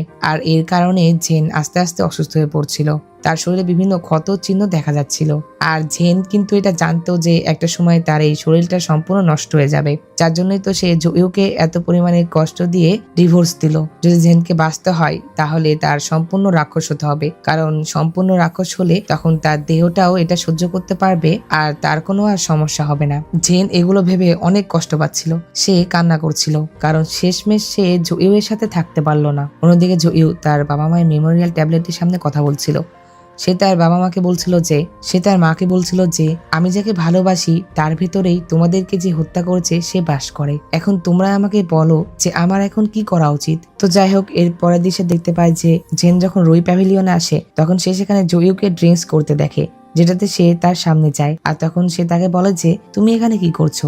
তখন জুইউ জেনের হাত ধরে বলে যে তোমার শরীর কেমন আছে। এই কথা শুনে জেন বলে যে আমাদের ভিতরে এখন সব শেষ, তাই আমাকে নিয়ে তোমার আর কোনো কিছু চিন্তা করতে হবে না। তখন জুইউ জেনকে বলে যে আমরা কি সবকিছু ঠিক করে নিতে পারি না। এই কথা শুনে জেন বলে যে তুমি কি তোমার শত্রুর সাথে থাকতে চাও। জেন যখন এই কথা বলে তখন জুইয়ের সেই কথা মনে পড়ে যখন জেন তাকে বলেছিল যে তার বাবা মাকে যে হত্যা করেছে সে তার ভিতরেই বাস করে। এটা ভাবার পরে জুইউ জেনকে আর কিছুই বলে না। তখন জেন সেখান থেকে চলে আসে। তো যাই হোক, এই পরের দৃশ্যে আমরা লিউকে দেখতে পাই। লিউ যখন ওজেন প্যাভিলিয়নে ছিল তখন তাকে অনেকগুলো লোক মেসি ভেবে অনেক অপমান করছিল, যেটা কিনা লিউ সহ্য করতে পারে না। আর তখন লিউ এর অ্যাসিস্ট্যান্ট এসে তাকে বলে যে এটা তো মেসির জন্য স্বাভাবিক বিষয়, কারণ সবাই তাকে নিয়ে অনেক হাসি ঠাট্টা করে আর তাকে অনেক অপমানও করে। লিউ যখন এটা জানতে পারে তখন তার মেসির জন্য অনেক কষ্ট হয় আর তার মেসির সাথে কাটানো সকল স্মৃতি মনে পড়ে যে মেসি তার সাথে কত ভালো ব্যবহার করতো। এটা শোনার পরে লিউ চলে যায় মেসির সাথে কথা বলার জন্য। জন্য। লিউ এসে মেইসির কাছ থেকে ক্ষমা চায় তার সাথে এতদিন এত খারাপ ব্যবহার করার জন্য, যেটা শুনে মেইসি বিশ্বাস করতে পারে না। কিন্তু লিউ যখনই মেইসির কাছ থেকে ক্ষমা চায় তখনই সেই বোতলের মধ্যে আবারও কিছু একটা হতে থাকে আর তাদের দুইজনের আত্মা আবার তাদের নিজেদের দেহে ফেরত যায়। এর মানে এখানে লিউ মেইসিকে পছন্দ করতে শুরু করেছিল, যার জন্য তাদের আত্মা ফেরত গেল। অন্যদিকে আমরা লিউ এর অ্যাসিস্ট্যান্টকে দেখতে পাই। সে যখন তার প্যাভিলিয়নে ছিল তখনই কেউ হঠাৎ করে তার উপরে আক্রমণ করে দেয় আর তাকে দড়ি দিয়ে উপরে বেঁধে রাখে। তখন সেখানে জেন আর লিউ চলে আসে। লিউ এর অ্যাসিস্ট্যান্টের নিচে আগুনও জ্বলছিল। তখন আমরা দেখতে পাই যে এটা আর কেউ নয় বরং জুইউ ছিল। জুইউ তাকে এইভাবে বেঁধে রেখেছে। আসলে জুইউ জেনের সাথে কথা বলতে চাচ্ছিল, কিন্তু জেন এখানে জুইয়ের সাথে কথা বলতে চাচ্ছিল না, যেটাতে জুইউ লিউ এর অ্যাসিস্ট্যান্টকে আগুনে ফেলে দিতে যাচ্ছিল। আর এটা দেখে জেন রাজি হয়ে যায়। তখন জুইউ আর তাকে কিছু বলে না। তখন জুইউ জেনের সাথে কথা বলে। আসলে জুইউ এখানে জেনের কাছ থেকে সত্যটা জানাতে চাচ্ছিল, কারণ তার সন্দেহ ছিল যে জেন তার কাছ থেকে কিছু একটা লুকাচ্ছে। তখন জেন জুইউকে বলে যে তাহলে তুমি এইভাবে সত্য সন্ধান করো, অর্থাৎ জুইউ যে কাউকে এইভাবে বেঁধে রেখেছে আর সে জেনকে জোর করছে সত্যটা বলার জন্য। তখন জুইউ জেনকে বলে যে জেন, যে আমাকে আমার জীবনে সমস্ত ঝামেলা থেকে ফেরত এনেছে এটা তুমি ছিলে, তুমি আমাকে ছেড়ে যেতে পারো না। এই কথা শুনে জেন কিছুটা নীরব থেকে বলে যে তুমি হয়তো অনেক বেশি বই পড়ছো, এই দুনিয়াতে এমন কিছু নেই যেটার বিচ্ছেদ হয় না। তখন জুইউ জেনের কাছ থেকে জানতে চায় যে তার সমস্যাটা কি, সে কি লুকাচ্ছে। তখন জেন তাকে কিছু বলতে চায় না, যেটাতে জুইউ বলে যে তাহলে এর মৃত্যুর জন্য আমাকে দোষ দিও না। এই কথা বলে সে লিউ এর অ্যাসিস্ট্যান্টকে আবারও আগুনে ফেলে দিচ্ছিল। সে যখন একেবারে আগুনের কাছে নিয়ে যাবে তখনই জেন রাজি হয়ে যায়। জেন বাধ্য হয় তাকে বলার জন্য। তখন জেন জুইউকে বলে যে আমি তোমাকে আগে বলেছিলাম যে আমরা ভিন্ন পথে ছিলাম। আমি হয়তো ডেমন লর্ড, কিন্তু এর সাথে সাথে আমি একজন মানুষও, তাই আমি কেবল অর্ধ ডেমন হতে পারি। আমি দিনে মানুষ থাকি আর রাতে একটা ডেমন। এই কথা শুনে জুইউ এর মনে পড়ে যে ওই দিন যে দিনের বেলা জেন তাকে তার বিউরোতে নিতে এসেছিল তখন তো সে এরেতে প্রবেশ করেছিল, কিন্তু তারপরেও তার কিছুই হয়নি। তার মানে তখন তো সে মানুষ ছিল, এই জন্য সে এরেটা তার কোনো ক্ষতি বা তার আসল রূপটা প্রকাশ করাতে পারেনি। তো তখন জেন আরো বলে যে এখন আমার এই অর্ধদানব দেহটা আমার ক্ষমতা সহ্য করতে পারছে না, তাই আমার এই দেহ ত্যাগ করতে হবে এবং সম্পূর্ণ ডেমনে পরিণত হতে হবে। আর সম্পূর্ণ রাক্ষস হতে হলে আমার 100 বছর ধরে নির্জনে থাকতে হবে, অর্থাৎ 100 বছর ধরে কাল্টিভেশন করতে হবে। এই কথা শোনার পরে জুইউ তো একদম নীরব হয়ে যায়। সে বলে যে তুমি যতদিন নির্জনে থাকবে আমি অন্তত বিশ্বাস করি যে এর মধ্যে আমি মারা যাব। এই কথা শুনে জেন বলে যে হ্যাঁ। জুইউ বলে যে তুমি কি আমাকে এইভাবে শাস্তি দিবে তোমাকে হতাশ করার জন্য? এই কথা শুনে জেন একটু হেসে বলে যে আমি তোমার সাথে কথা বলেছি এবং খাবারও খেয়েছি এবং তোমার কথার উত্তরও দিয়েছি, তাই আমাকে আর বিরক্ত করো না। এই কথা বলে সে সেখান থেকে চলে আসে। এখানে জেন কিন্তু প্রচন্ড পরিমাণে কষ্ট পাচ্ছিল, কিন্তু সে এটা জুইউকে বুঝতে দিচ্ছিল না। সে তাকে বোঝাচ্ছিল সে তার কোনো চিন্তাই করে না, কিন্তু সে যখন নিচে আসে তখন তার বুকে অনেক ব্যথা হতে শুরু হয় আর সে অনেক কান্নাও করে। সে এত পরিমাণে কষ্ট পাচ্ছিল যেটাতে সে হাঁটতেই পারছিল না।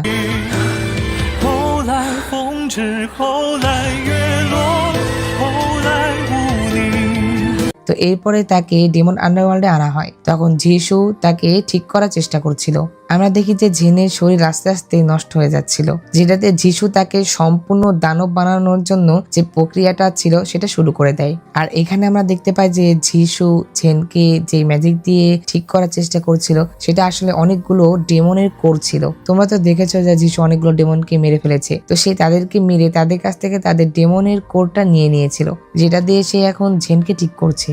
এটা আবার জেনও বুঝতে পারে, তাই জেন তাকে জিজ্ঞাসা করে যে তুমি এতগুলো ডেমনের কোর কোথায় পেয়েছো? তখন যিশু বলে যে দেহ রূপান্তরকারী শিল্পের মাধ্যমে তোমার শরীর আহত হয়েছে, আর এখন আমি তোমাকে সম্পূর্ণ ডেমন বানানোর মন্ত্র দিয়ে কিছুক্ষণ টিকিয়ে রাখতে পারবো, কিন্তু তোমাকে এখন সম্পূর্ণ রাক্ষস হতেই হবে, তা না হলে তুমি বেঁচে থাকতে পারবে না, আর এটার জন্য আমাকে দোষ দিও না। এই কথা বলে যিশু তার মন্ত্র শুরু করে দেয়, যেটা দেখে জেন তাকে বারবার থামার কথা বলছিল, কারণ সে এটা চাচ্ছিল না। কারণ তাকে যদি এখন সম্পূর্ণ রাক্ষস হতে হয় তাহলে সে তো আর জুইউ বা কারোর সাথে দেখা করতে পারবে না, আর সবচেয়ে বড় কথা তো তার এই দেহটাও নষ্ট হয়ে যাবে বা তার এই দেহ ত্যাগ করতে হবে। তো আমরা দেখতে পাই যিশু তার কোনো কথাই শোনে না, সে তার ম্যাজিক চালিয়ে যায়। অন্যদিকে আমরা জুইউকে দেখতে পাই, সে বাজারের মধ্যে দিয়ে হাঁটছিল আর জেনের কথা মনে করছিল। তখন তার এটা মনে পড়ে যে জেন চাইলেও এখন সম্পূর্ণ রাক্ষস হতে পারবে না, কারণ তার ভিতরে ইনফ্যান্টের অবশিষ্টাংশ ছিল, যেটাতে সে তাড়াতাড়ি করে ডেমন আন্ডারওয়ার্ল্ডে চলে আসে। অন্যদিকে যিশু যখন তার কাজ করছিল তখন জিনের ভিতরে থাকা সেই ইনফ্যান্টের আত্মা বলছিল যে আমাকে বের করে দাও, আমাকে বের করে দাও। তো এর মধ্যে কিন্তু জুইও এখানে পৌঁছে গিয়েছিল। এরপরে সে ভিতরে আসে, সে ভিতরে আসার পরে যিশুকে একটা ঘুষি মারে আর এরপরে সে জিনের কাছে যায়। আসলে জিনের ভিতরে যে ইনফ্যান্টের আত্মার অবশিষ্টটা ছিল সেটার জন্য জিন এখনো সম্পূর্ণভাবে ঠিক হতে পারবে না, কারণ তাকে যদি সম্পূর্ণ রাক্ষস করার জন্য সেই মন্ত্রটা প্রয়োগ করা হয় তাহলে সেই ইনফ্যান্টের আত্মার শক্তিও বেড়ে যাবে। আর একবার জিন যদি ইনফ্যান্টের আত্মার অবশিষ্টাংশ নিয়েই যদি সম্পূর্ণ রাক্ষস হয় তাহলে সেই ইনফ্যান্টের আত্মা সবকিছু ধ্বংস করে দিবে। জুইউ আর যিশু যখন কথা বলছিল তখন আমরা দেখতে পাই যে জিন অনেক কষ্ট পাচ্ছিল, আর কষ্ট পেতে পেতে হঠাৎ করে সে তার আসল রূপ অর্থাৎ বিড়ালের রূপে চলে আসে, আর বিড়ালের রূপ নিয়ে জিন ডেমন আন্ডারওয়ার্ল্ড থেকে চলে আসে। তো এটা দেখে জুইউ আবার জিনকে খোঁজার জন্য চলে আসে। সে পুরো এলাকাতে জেনকে খুঁজছিল, আর সে যে বিড়ালকে দেখছিল তাকে কোলে তুলে নিয়ে চেক করছিল যে এটা জেন কিনা। তো জুইউ এখানে এখন বুঝতে পেরেছিল যে জিন কেন তার সাথে এত রাগারাগি করছিল আর তার সাথে বিয়েটা ভাঙতে চাচ্ছিল। জিন তো আসলে চাচ্ছিল না যে জুইউ তাকে ভালোবেসে কষ্ট পাক, কারণ সে তো তার সাথে থাকতে পারছে না। এরপরে জুইউ যখন তার বাসায় আসে তখন সে জিনকে পেয়ে যায়, অর্থাৎ বিড়াল রূপে আর কি। তখন জুইউ বলে যে তাহলে এটা তুমিই ছিলে। তো তখন জুইউ সেই স্মৃতিগুলো মনে করে যতবার জেন বিড়াল রূপে তার কাছে এসেছিল। তো তখন জুইউ জেনকে নিয়ে তার রুমে আসে আর তাকে বেডে রেখে সেখানে ঘুমিয়ে যায়। তো এর পরবর্তী সকাল আমরা দেখতে পাই যে জেন তার মানব রূপে বের হয়। জেন যখন ল্যাপের ভেতর থেকে বের হয় তখন সে তার সামনে জুইউকে দেখতে পায়।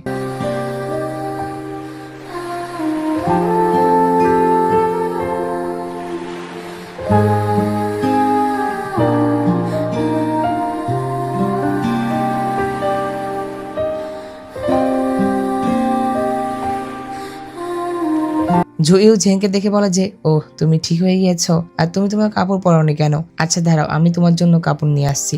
এই কথা বলে যখন জুইউ চলে যাচ্ছিল তখনই জেন তাকে বলে যে এটা কোথায়, এটা কি আমাদের বাড়ি? এই কথা শুনে জুইউ একদম হতবাক হয়ে যায়। সে তো বিশ্বাসই করতে পারছিল না যে জেন এগুলো কি বলছে। তো তখন আমরা জানতে পারলাম যে জেনের ভিতরে যে রাক্ষসী ঘা আর মূল যে অংশ ছিল সেটা দমন করা হয়েছিল, কিন্তু এটা দমন করতে গিয়ে সে অনেক ক্ষতিগ্রস্ত হয়েছে, আর সে এত পরিমাণ আঘাত পেয়েছিল যেটাতে সে তার স্মৃতিশক্তি হারিয়ে ফেলেছে। তো এরপরে জুইউ যখন লিউ আর মেসির সাথে কথা বলছিল তখন সেখানে জেন চলে আসে। জেন এসে জুইউকে একটা আপেল দিয়ে বলে যে এরা কারা? তখন জুইউ বলে যে এরা আমার বন্ধু। তো স্মৃতি হারানোর পর থেকে জুইউ কিন্তু জেনকে এটা বলে রেখেছিল যে সে তার স্বামী হয়, আর তারা যে ডিভোর্স দিয়েছে এটা জেন এখনো জানতো না। এরপরে জেন যখন গোসল করে ভেতরে চুল হাসড়াচ্ছিল তখন জুইউ তার কাছে আসে আর সে নিজে তার চুল হাসড়িয়ে দেয়। তখন জেন জুইউকে জড়িয়ে ধরে। তো যাই হোক, এরপরে আমরা দেখতে পাই যে জুইউ জেনকে বলছিল যে সে তাকে বেড়াতে নিয়ে যাবে। আসলে জুইউ জেনের চিকিৎসা করার জন্য তাকে কুজোতে নিয়ে যাচ্ছিল, সে যেন জেনের স্মৃতিশক্তি ফিরিয়ে আনতে পারে এবং তার সকল ক্ষত ঠিক করতে পারে, যার জন্য সে তাকে কুজোতে নিয়ে যাবে। তো কুজোতে যাওয়ার আগে সে লিওর সাথে কথা বলে। তখন লিও জুইউকে বলে যে তুমি তো জানো যে কি করতে হবে এবং সে সুস্থ হওয়ার পরে তুমি তাকে আর ধরে রেখো না। তখন জুইউ বলে যে আমি শুধু চাই যে সে সারা জীবন ভালোভাবে বেঁচে থাকুক, সে যতদিন বেঁচে থাকবে আমি এটা সহ্য করতে পারবো, এমনকি যদিও তার সাথে আমার কোনোদিন আর দেখাও না হয়। তো এরপরে জুইউ জেনকে নিয়ে কুজোর উদ্দেশ্যে রওনা দিয়ে দেয়। এরপরের দিকে আমরা দেখতে পাই যে মেসি লিউ এর ছবি আর্ট করছিল আর লিউ তার সামনে এভাবে দাঁড়িয়েছিল। তো এখন আস্তে আস্তে লিউ মেসিকে পছন্দ করতে শুরু করেছে। তো অন্যদিকে ডেমন আন্ডারওয়ার্ল্ডে যিশুকে আটকে রাখা হয়েছিল, কারণ সবাই জানতো যে যিশু যদি বাইরে যেতে পারে তাহলে সে জেন আর জুইউয়ের ক্ষতি করতে পারে, যার জন্য সবাই তাকে ডেমন আন্ডারওয়ার্ল্ডেই ধরে রেখেছিল, যেটাতে জুইউ যেন জেনের চিকিৎসা করতে পারে। তো অন্যদিকে আমরা জুইউকে দেখতে পাই জুইউ জেনকে একটি বৌদ্ধর কাছে নিয়ে এসেছিল, যে কিনা চিকিৎসা ক্ষেত্রে অনেক দক্ষ ছিল। তো এখানে কিন্তু জেন জানতো না যে তার চিকিৎসার জন্য তাকে এখানে আনা হয়েছে। এরপরে জুইউ যখন জেনকে সেই চিকিৎসালয়ে নিয়ে আসে তখন জেন জানতো যে জুইউ এখানে অসুস্থ, যার জন্য হয়তো সে এখানে এসেছে। কিন্তু যখন চিকিৎসার জন্য জেনকে ডাকা হলো তখন জেন জানতে পারলো যে এখানে জুইউ না, বরং তার চিকিৎসা করার জন্য এখানে আসা হয়েছে। তো এখানে জুইউ আর জেনের সাথে আমরা একটি ছেলেকেও বসে থাকতে দেখতে পাই, সেও এখানে তাদের মতো চিকিৎসা নেওয়ার জন্য এসেছে। কিন্তু এখানে একটা রহস্য আছে যেটা কিছুক্ষণ পরে জানতে চলেছ। তো এরপরে যখন জেনকে চিকিৎসার জন্য ভেতরে পাঠানো হয় তখন সেই ছেলেটি জুইউকে বলে যে তুমি যে তোমার স্ত্রীকে এভাবে একা পাঠিয়ে দিলে তুমি ভয় পাচ্ছ না? তখন জুইউ বলে যে কেন ভয় পাবো? তখন সেই ছেলেটি বলে যে কারণ সেই ডাক্তারের একটা দাম আছে, আর এই কথা শুনে জুইউ বলে যে আমি ভয় পাচ্ছি না, কারণ বিপজ্জনক তো তুমি নিজেই। অন্যদিকে জেন যখন ভিতরে প্রবেশ করে তখন একটি মহিলা তার সাথে কথা বলছিল। তখন সেই মহিলাটি জেনের পালস চেক করে। জেন এক পর্যায়ে ভাবতে থাকে যে সে তার পরিচয় বের করে ছাড়বে, অর্থাৎ সে এটা দেখে ছাড়বে যে এখানে কে তার চিকিৎসা করছে। এই কথা বলে সে তার সামনে থাকা পর্দাটি ছড়ায়। তখন সে দেখে যে তার সামনে যে মহিলাটা ছিল সেটা আসলে কোনো মানুষ নয়, বরং একটি পুতুল ছিল। আর এটা দেখে জেন ভয়ে যখন বের হতে যাবে তখন সে দেখে যে তার দরজা বন্ধ করা হয়েছে। অন্যদিকে জুইউ সেই ছেলেটিকে বলছিল যে ভেতরে যে ডাক্তার সে তো একটা পুতুল, সে তার কোনো ক্ষতি করতে পারবে না। আর এখানে আমরা জানতে পারলাম যে আসলে এই চিকিৎসালয়ের মেন যে ডাক্তার সেটা এই ছেলেই ছিল। সে আসলে মানুষদের এইভাবে প্রতারণা করত। সে মানুষদের চিকিৎসার নাম করে তাদের কাছ থেকে একটা দাম নিত, যেটার অনেক মূল্য হতো। অর্থাৎ সে তাদেরকে চিকিৎসার পরিবর্তে তাদের কাছ থেকে একটা মূল্যবান জিনিস নিত। যদি উদাহরণ হিসেবে বলি, ধরো একটি মেয়ে তার চেহারা সুন্দর করার জন্য এসেছে, তাহলে সে তার চেহারা সুন্দর করার পরিবর্তে তার কাছ থেকে তার চোখই কেড়ে নেয়। অর্থাৎ সে তার একটা উপকার করলে আরেকটা ক্ষতি করে। অন্যদিকে জেন যখন বের হতে পারে না তখন সে সেই রুমটা ভালোভাবে দেখতে থাকে, আর সে সেখানে থাকা কিছু নোটও চেক করে। অন্যদিকে সেই চিকিৎসকটি জুইউকে বলে যে আমি তোমাকে সাহায্য করতে পারি, কিন্তু তোমাকে আমার সাথে একটা খেলা খেলতে হবে। আমার উঠানে যতগুলো গাছ আছে সেগুলোর মধ্যে তুমি যদি সবচেয়ে মূল্যবান গাছটা আমাকে খুঁজে এনে দিতে পারো, তাহলে আমি তোমার স্ত্রীর কাছ থেকে কোনো দাম নিব না। এই কথা শুনে জুইউ বলে যে ঠিক আছে। এবার জুইউ উঠানে চলে আসে। তখন জুইউ সেখান থেকে একটা পাইন গাছ তুলে নেয়, যেটা দেখে সেই চিকিৎসক জুইউকে বলে যে তুমি তো দেখছি অনেক বোকা, তুমি সাধারণ একটা পাইন গাছ তুলে নিয়েছো। তখন জুইউ বলে যে না, এই পুরো বাগানের মধ্যে এটা সবচেয়ে বেশি মূল্যবান গাছ, কারণ এই গাছটি ছাড়া বাকি সব গাছই ভুয়া। এই কথা বলে জুইউ তার তালিসমানের মাধ্যমে তার পেছনে তার যতগুলো লোক ছিল তাদের আসল রূপ বের করে দেয়, অর্থাৎ পুতুলের রূপ। আর চারপাশে যত গাছ ছিল সেগুলো উদা হয়ে যায়, অর্থাৎ এগুলো একটা মায়া ছিল। এই চিকিৎসক তার ম্যাজিকের মাধ্যমে এই লোকগুলোকে কন্ট্রোল করত, অর্থাৎ তার পুতুলগুলো, আর এই গাছগুলো একটা ইলুশন ছিল। তো জুইউ এর এই পাওয়ার দেখে ছেলেটি বুঝতে পারে যে জুইউ একজন সেলেস্টিয়াল মাস্টার। আর জুইউ এখানে জানতে পেরে গিয়েছিল যে এই ছেলেটি একটি ডেমন। তো এই ছেলেটি একটি হার্ব ডেমন ছিল। তো তারা যখন কথা বলছিল তখন সেখানে জেন চলে আসে। জেনের হাতে আমরা একটি রিপোর্ট দেখতে পাই, যেখানে এই চিকিৎসকের বিষয়ে সবকিছু লেখা ছিল। আসলে এই ছেলেটি জুইউ হার্ব ছিল, যে হার্ব মানুষের সকল রোগ ঠিক করতে পারতো। তখন জেন তাকে বলে যে তুমি আগে মানুষের ভালো চিকিৎসা করতে আর তাদেরকে ঠিক করে দিতে, কিন্তু হঠাৎ করে কি এমন হলো যে তুমি তাদের ক্ষতি করা শুরু করলে। তো তখন আমরা এই জুইউ হার্ব ডেমনের গল্প দেখতে পাই। আমরা দেখতে পাই হার্ব ডেমন আগে লোকেদের প্রচুর সাহায্য করত। সে মন প্রাণ দিয়ে তাদের চিকিৎসা করত এবং সে চাইতো পৃথিবীর সকল মানুষ যেন সুস্থ থাকে। আমরা দেখতে পাই সে মানুষের কাছ থেকে টাকাও নিত না, সে তাদেরকে ফ্রি চিকিৎসা দিত, যেটাতে মানুষেরা তার ভালো দিক না নিয়ে তাকে খারাপ ভাবে নেয়। অর্থাৎ মানুষেরা এটা বলতে থাকে যে তার তো কোনো ভিজিটই নেই, তার মানে সে ভুয়া, সে ভালো চিকিৎসা করতে পারবে না। এখানে হার্ব ডেমন তাদেরকে ভালো করতে গিয়ে উল্টো তাদের কাছে খারাপ হয়ে যায়, আর এটাতে সে এত কষ্ট পায় যার পর থেকে সে মানুষদের কাছ থেকে মূল্য নেওয়া শুরু করলো, আর যে মূল্যটা অনেক বেশি ভয়ঙ্কর ছিল। তো এই ঘটনা জানার পরে জুইউ আর জেন তাকে বলে যে মানুষ তোমার সাথে এমনটা করেছে ঠিক আছে, কিন্তু এর ফলস্বরূপ তুমি তাদের ক্ষতি করবে, এটা কিন্তু ঠিক নয়। তো এই কথা শুনে হার্ব ডেমন অনেক রেগে যায়, সে তাদের উপর আক্রমণ করে। তখন জুইউ তার ম্যাজিকের মাধ্যমে সেই পুতুলগুলোকে ধ্বংস করে দেয়। এই সুযোগে আবার হার্ব ডেমন জুইউর উপর আক্রমণ করে, যেটা জেন দেখতে পায়। তখন জেন জুইউ এর সামনে দাঁড়ায়, যেটাতে জেন আহত হয়। আর আঘাত পাওয়ার সাথে সাথে জেন তার ক্যাটলটের পাওয়ার দিয়ে হার্ব ডেমনকে আঘাত করে, আর একটা আঘাত করে সে অজ্ঞান হয়ে যায়। তো এইটা দেখে আবার হার্ব ডেমন জুইউকে বলে যে এটা তো ক্যাটলটের পাওয়ার। তখন জুইউ বলে যে তুমি কিভাবে তাকে চিনো? তখন হার্ব ডেমন বলে যে সে আমাকে ছোটকাল থেকে বড় করেছে। আর এই কথা শুনে জুইউ বলে যে তুমি যে ক্যাটলটের কথা বলছো সে আর বেঁচে নেই, সে 18 বছর আগে পৃথিবীকে বাঁচানোর জন্য মারা গিয়েছিল। এই কথা শুনে হার্ব ডেমন কাঁদতে শুরু করে, আর সে এখন এটা জানতে পারে যে ক্যাটলটের পাওয়ার এখন জেনের কাছে, আর জেন বর্তমানে ক্যাটলট। তো সিনটি এখানে কাট হয়। এরপরের দৃশ্যে আমরা দেখতে পাই জুইউ জেনকে নিয়ে গাড়ির ভিতরে বসেছিল। জেন ঘুমিয়েছিল, তার যখন ঘুম ভাঙে তখন সে জুইউকে জিজ্ঞাসা করে যে সে কোথায়। তখন জুইউ জেনকে একটি গাছ দেখায়, অর্থাৎ সেই জুইউ হার্ব। তখন সে জেনকে বলে যে সে এখন তার আসল রূপে আছে।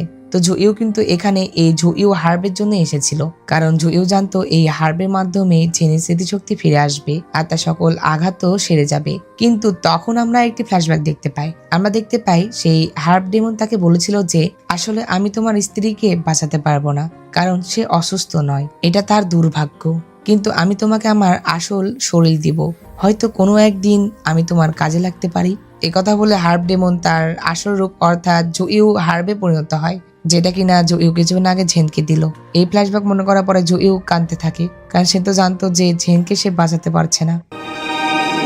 巨灯看破了夜幕，在乎小天使，有一事我必须告知于你，你那个娘子我救不了，她得的不是病，而是她的剑。我把我的原身赠予你。 আমরা ব্ল্যাক স্নেক ডেমন এবং লিউকে দেখতে পাই, তারা দুইজন একসাথে কথা বলছিল। এখানে ব্ল্যাক স্নেক ডেমন মেসির হয়ে লিউয়ের সাথে কথা বলছিল। সে লিউকে বলছিল যে এই পুরো পৃথিবীতে তার একটাই মাত্র বেস্ট ফ্রেন্ড আছে, যেটা কিনা মেসি, আর সে তাকে কষ্টে থাকতে দেখতে পারে না, যার জন্য লিউ যেন মেসিকে পছন্দ করে এবং তাকে ভালোবাসে। এটা শুনে লিউ বলে যে আমার জানা মতে তুমি হচ্ছে রেইন ড্রাগনের বংশধর, আর তুমি যে কারো পক্ষে কথা বলছো এটা আমার বিশ্বাস হচ্ছে না। এই কথা শুনে ব্ল্যাক স্নেক ডেমনও কিছুটা হতবাক হয়ে যায়, কিন্তু সে বলে যে কিন্তু এই পুরো পৃথিবীতে একমাত্র সেই আমার বন্ধু।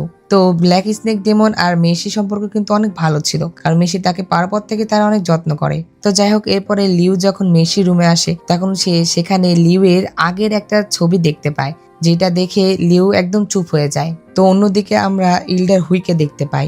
ইল্ডার হুই ষড়যন্ত্র করছিল যে কিভাবে লর্ড ইনফ্যান্টকে জীবিত করা যায়, আর তখন সেখানে যিশু আসে। যিশু আসলে সে ইল্ডার হুইকে বলে যে সে এখানে কি করছে।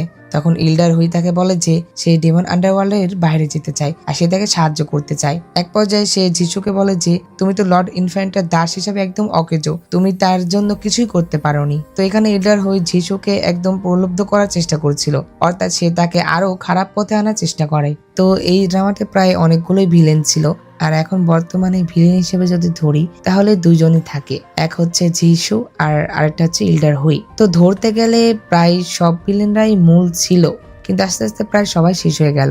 তো ওইভাবে যদি এখন মূল ভিলেন হিসাবে ধরি তাহলে ওইভাবে নির্দিষ্ট কাউকে বলতে পারতেছি না, কারণ সবাই একটা নির্দিষ্ট সময় ধরেই ভিলেন হিসাবে ছিল। যিশু কিন্তু আগে ভালো ছিল, সে পরবর্তীতে শয়তান হয়েছে।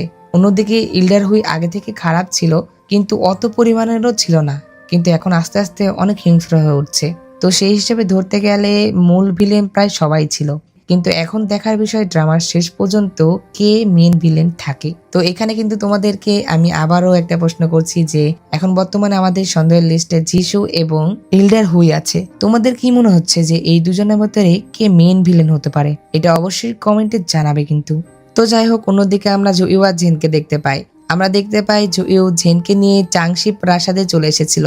জুইউ এখানে এসে জেনের সাথে তার পঞ্চম ভাইয়ের পরিচয় করিয়ে দেয়। তার পঞ্চম ভাই চিকিৎসা বিদ্যায় অনেক পারদর্শী ছিল, আর এই চাংশি প্রাসাদে একটি লাইব্রেরি ছিল যেখানে অনেক রকমের বই ছিল, যার জন্য জুইউ এখানে এসেছে, যেটাতে জেনের যেন চিকিৎসার কোনো সমাধান পাওয়া যায়। তো জুইউ এর এই ভাই কিন্তু সবকিছুতে অনেক স্লো ছিল, অর্থাৎ সে কথা বলতো অনেক ধীরে, মানে ধরো স্লো মোশনে আর কি।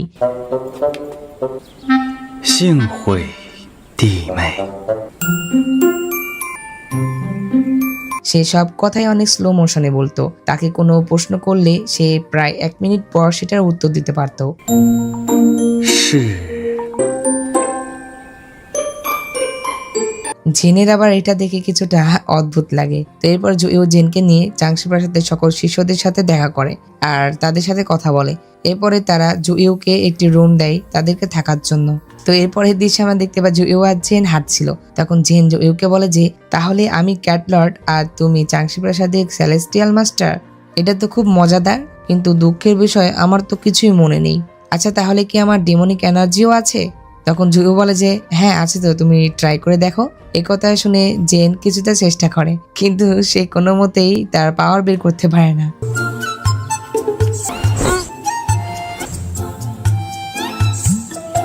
যেটাতে জুইউ তার হাত ধরে তার পাওয়ারের মাধ্যমে সেখানে অনেকগুলো ফুলের পাপড়ি আনে। জেন এটা দেখে অনেক খুশি হয়।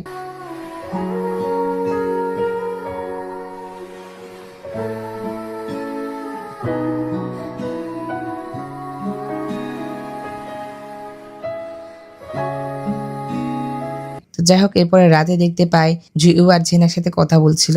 জেন জুইউকে জড়িয়ে ধরে কথা বলতে বলতে সেখানেই ঘুমিয়ে যায়। তো যাই হোক, এর পরবর্তী দিনে আমরা দেখতে পাই জুইউ তাদের প্রাসাদের সেই লাইব্রেরিতে এসেছিল আর সেখানে সে জেনের জন্য চিকিৎসা খুঁজছিল। আর এখানে তার সকল ভাইয়েরা তাকে অনেক সাহায্য করছিল, কারণ সেই ঘটনার পর থেকেই তারা জেন এবং জুইউকে অনেক বিশ্বাস করে। অন্যদিকে জেন বাইরে দাঁড়িয়ে থেকে চাংশি প্রাসাদের শিশুদের ট্রেনিং দেখছিল। সব ছেলেরা খালি গায়ে ট্রেনিং করছিল, যেটা জেন অনেক উপভোগ করে। এটা আবার দূর থেকে জুইউ দেখতে পায়। তখন জুইউ তার কাছে যায়। জুইউ এসে জেনকে বলে যে তুমি কি এটা উপভোগ করছো? আর তখন জেন বলে যে হ্যাঁ। এই কথা বলে আবার সে কিছুটা থেমে বলে যে আসলে ঠিক এটা না, আমার স্বামীরও তো তাদের মতোই বডি। জেন এই কথা বলার পরে আবার কিছুটা ভেবে বলে যে কিন্তু আমি তো মনে করতে পারতেছি না যে তোমারও কি তাদের মতোই কিনা। এই কথা শুনে জুইউ তার জামা খুলতে চাচ্ছিল, কিন্তু তখন জেন তাকে বাধা দেয় আর তাকে বলে না না না, আমি বিশ্বাস করি। তো যাই হোক, অন্যদিকে আমরা লিউ আর মেইশিকে দেখতে পাই। ওই যে লিউ ওই দিন মেইশির রুমে তার সেই আগের ছবিটা দেখতে পেয়েছিল, তখন তো সেই সিনটা সেখানে কেটে গিয়েছিল। তো এরপরে লিউ মেইশির সাথে কথা বলে। লিউ মেইশিকে বলে যে তুমি আমাকে কেন পছন্দ করো? এই কথা শুনে মেইশি বলে যে তুমি তো জানো যে আমরা ছোটকাল থেকে একসাথে বড় হয়েছি, আর ছোটবেলা থেকেই তো আমি জানতাম যে তুমি আমার স্ত্রী হবে। তো তোমাকে পছন্দ করার জন্য কি আমার আর কোনো কারণ থাকা প্রয়োজন আছে? তখন লিউ মেইশিকে বলে যে যেই লিউয়ের সাথে তুমি ছোটবেলা থেকে বড় হয়েছিলে, যেই লিউকে তুমি পছন্দ করতে, আর যেই লিউয়ের সাথে তোমার এনগেজড হয়েছিল, সেটা আমি ছিলাম না। যে লিউ তোমার সাথে বড় হয়েছিল সেও আসলে তোমাকে পছন্দ করেছিল, কিন্তু সে মারা গিয়েছে 10 বছর আগে। এই কথা শুনে মেইশি একদম অবাক হয়ে যায়। সে কিছু বুঝতে পারে না যে লিউ কি বলছে এগুলো। লিউ বলে যে সবাই এটা জানতো যে লিউ পরিবারের মেয়ে যখন ছোট ছিল তখন সে দুর্ঘটনাক্রমে একটি পাহাড় থেকে পড়ে যায়, কিন্তু সবাই জানতো যে সে পাহাড় থেকে পড়ার পরেও বেঁচে গিয়েছিল। কিন্তু তুমি একটু ভেবে দেখো তো, একটা মর্টাল মানুষের পক্ষে পাহাড় থেকে পড়ার পরেও কি বেঁচে থাকা সম্ভব? আমি স্নেক লর্ড হিসাবে প্রায় মর্টাল ওয়ার্ল্ড ভ্রমণ করতাম, আর আমার আগের পরিচয়টা আস্তে আস্তে টেকসই হচ্ছিল না, যার জন্য আমার একটা নতুন দেহের প্রয়োজন ছিল। আর তখন আমি এই লিউয়ের দেহ ধারণ করি। আর তখন থেকে লোকজন জানতে পারে যে লিউ পরিবারের মেয়ে জীবিত ছিল, কিন্তু আমি দুঃখিত যে এটা আমি তোমাকে আগে বলতে পারিনি। আর তোমার সেই চেনা জানা লিউ অনেক আগেই বদলে গিয়েছে। এই কথাগুলো শুনে মেইশির অবস্থা অনেক খারাপ হয়ে যায়, সেগুলো বিশ্বাসই করতে পারছিল না। অন্যদিকে আমরা জুইউ আর জেনকে দেখতে পাই। জেন একটি জায়গায় বসে চাংশি প্যালেসের মার্শাল আর্টের বই দেখছিল, আর সে জুইউকে বলছিল যে আমি একসাথে রাক্ষস এবং কাল্টিভেটরও হব, আমি দুইটাই অর্জন করব, আমি দুইটা শেখার পরে এই পৃথিবীর সবচেয়ে বড় রাক্ষস হব। এই কথা বলে জেন হাসতে থাকে। এই কথা শুনে জুইউ জেনকে বলে যে আসলে তাওইস্ট ম্যাজিক এবং ডেমনিক এনার্জি একসাথে হওয়া পসিবল নয়, এই দুইটা ম্যাজিকই ভিন্ন ভিন্ন, কিন্তু যদি তুমি তাদেরকে একসাথে আয়ত্ত করতে পারো তাহলে তুমি হবে এই পৃথিবীর সবচেয়ে শক্তিশালী সত্তা। তো এই যে জেনের স্মৃতিশক্তি হারানোর পর থেকে তার স্মৃতিশক্তি ফেরত আসার আগ পর্যন্ত যে পরিমাণে ঘটনাগুলো এখানে ঘটেছে, এই সব ঘটনা কিন্তু আমি তোমাদের এখানে ব্যাখ্যা করতে পারবো না, আর এটা অনেক লম্বা একটা ঘটনা। আর তার এই স্মৃতিশক্তি যাওয়ার পর থেকে ফেরত আসার আগ পর্যন্ত প্রচুর পরিমাণে বিনোদন দেওয়া হয়েছে, যেটা তোমরা আসল ড্রামাটা দেখলে বুঝতে পারবে। আমি তোমাদেরকে কিছু কিছু অংশ দেখাচ্ছি, তোমরা অবশ্যই আসল ড্রামা থেকে দেখে নেবে। আমি তোমাদের প্রতিটা ড্রামাটি কিন্তু সাজেস্ট করি যে এক্সপ্লেন দেখে তোমরা মূল যে ড্রামা ফিল সেটা পাবে না, যার জন্য তোমাদের অবশ্যই আসল ড্রামাটা দেখতে হবে। কিন্তু আমি এখানে কি তোমাদেরকে ড্রামাটা বুঝতে সাহায্য করতেছি, যাতে করে তোমরা যখন আসল ড্রামা দেখবে তখন যেন তোমাদের কোনো সমস্যা না হয়। আমি যদি তোমাদেরকে সব অংশ এখানে দেখাতে পারতাম তাহলে অবশ্যই দেখাতাম, কিন্তু এখানে কপিরাইটে কিছু ইস্যু থাকে, যার জন্য সবকিছু তো এখানে আর দেখানো যায় না। বিশেষ করে ইমোশনাল সিনগুলো কিন্তু তোমরা এখানে অনুভব করতে পারতেছো না, তবে আমি যথেষ্ট চেষ্টা করি তোমাদেরকে এই ভিডিওতেই ফিল দেওয়ার জন্য। আমি জানি না যে আর কেউ এমন চেষ্টা করে কিনা, কিন্তু আমি আমার পক্ষ থেকে যথেষ্ট চেষ্টা করি। আমি যে পরিমাণে পরিশ্রম করি এর একানা ফলও আমি পাই না, তবুও আমি হাল ছাড়িনি, তবুও তোমাদের জন্য কষ্ট করে যাচ্ছি। তো যাই হোক, অনেক কথা বললাম। অন্যদিকে আমরা মেইশিকে দেখতে পাই। মেইশি এগুলো জানার পরে লিউয়ের ওপর অনেক রেগে যায়। সে তখন তার আগের লিউয়ের ছবি নিয়ে সেখান থেকে চলে যায়। অন্যদিকে জেন সে মার্শাল আর্ট শিখছিল।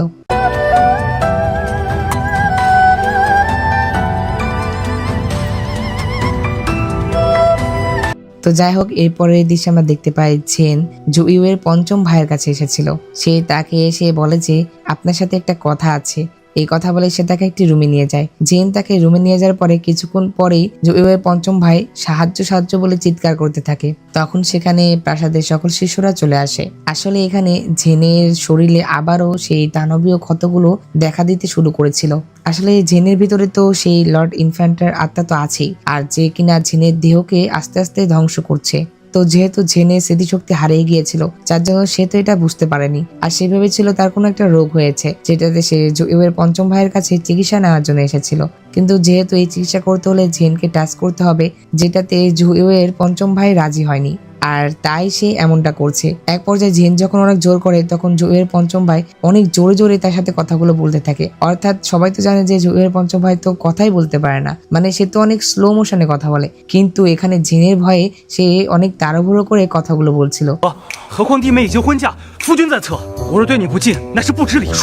যেটা দেখে সবাই অনেক অবাক হয়ে যায়। যখন সবাই তাকে এটা জিজ্ঞাসা করে যে সে কিভাবে এত তাতে কথা বললো, তখন সে আবারও আস্তে আস্তে কথা বলা শুরু করে দেয়।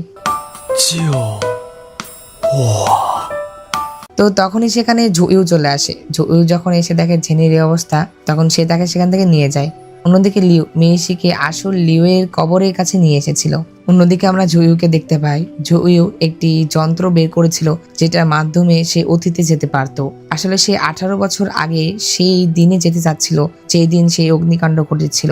সে সত্যটা জানতে চাচ্ছিল, কারণ সে যদি সত্যটা না জানে তাহলে সে জেনকে বাঁচাতে পারবে না। তখন সে সেই যন্ত্রটি তার সকল ভাইদের সামনে আনে, আর তাদেরকে বলে তারা যেন তাকে অতীতে যাওয়ার জন্য সাহায্য করে। প্রথমে তার দ্বিতীয় ভাই অর্থাৎ এখন বর্তমানে যে লিডার, সে রাজি হচ্ছিল না, কারণ এতে অনেক বিপদ রয়েছে।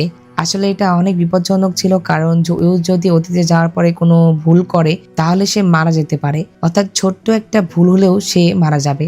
এটা জানার পরেও জুইউ যেতে চায়। জুইউ যখন অনেক রিকোয়েস্ট করে, তখন তার সিনিয়ররাও আর তাকে আটকাতে পারে না, তাও তাকে সাহায্য করার জন্য রাজি হয়ে যায়। তো যাই হোক, এরপরে আমরা রাতের সিন দেখতে পাই, যেখানে জুইউ আর জেন ঘুমিয়েছিল। তো যখন জুইউ উঠে পড়ে, জুইউ জেনের দিকে অনেক মায়ার দৃষ্টিতে তাকিয়েছিল।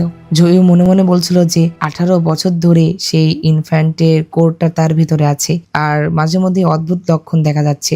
আমার ভয় হচ্ছে যে আমি সেই কোরটা আর সিল করতে পারবো না। এই কথা বলে জুইউ জেনের মাথায় একটা ম্যাজিক করে। ম্যাজিক করার পরে জুইউ বলে যে আমার 18 বছর আগে সেই দৃশ্যটা দেখতেই হবে, কারণ সে সময় আগের ক্যাটলর্ড এটা সিল করেছিল। শুধুমাত্র তখনই আমি এটার সমাধান খুঁজে বের করতে পারবো এবং তাকে নিরাপদ রাখতে পারবো। এই কথা বলে জুইউ জেনকে শেষবারের মতো ভালোভাবে দেখে নেয়, আর এরপর সে সেখান থেকে চলে যায়। তো সে সেখান থেকে তার সিনিয়রদের কাছে চলে আসে। এখানে আসার পরে তারা সবাই মিলে জুইউকে অতীতে পাঠানোর যেই প্রক্রিয়াটি ছিল সেটা শুরু করে দেয়। তো প্রক্রিয়াটি শেষে জুইউ চলে আসে 18 বছর আগে। সে সেখানে এসে দেখে যে 18 বছর আগে সেই দিনই যেমন তার তুষারপাত হচ্ছিল, এখনো এমনই তুষারপাত হচ্ছে। আমরা দেখতে পাই যে জুইউকে তার বাড়ির সামনেই আনা হয়েছিল।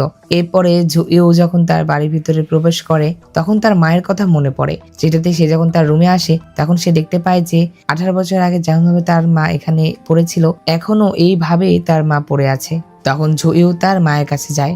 সে তার মাকে দেখে একদম কান্নায় ভেঙে পড়ে। তখন সে তার মায়ের হাত ধরে আর কান্না করতে থাকে। তো জুইউয়ের মা তখন পর্যন্ত বেঁচে ছিল, কিন্তু জুইউ যখন তার মায়ের হাত ধরে তার কিছুক্ষণ পরেই তার মা মারা যায়।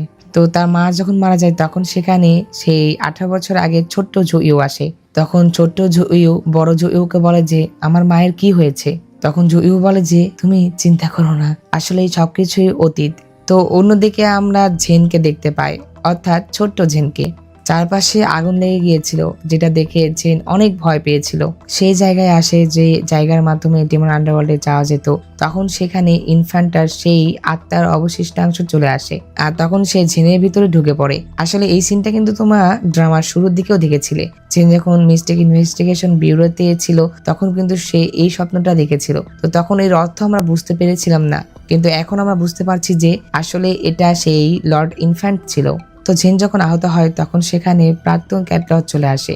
ক্যাটলর্ড যখন জেনকে দেখছিল, তখন সেখানে বড় জুইউ চলে আসে।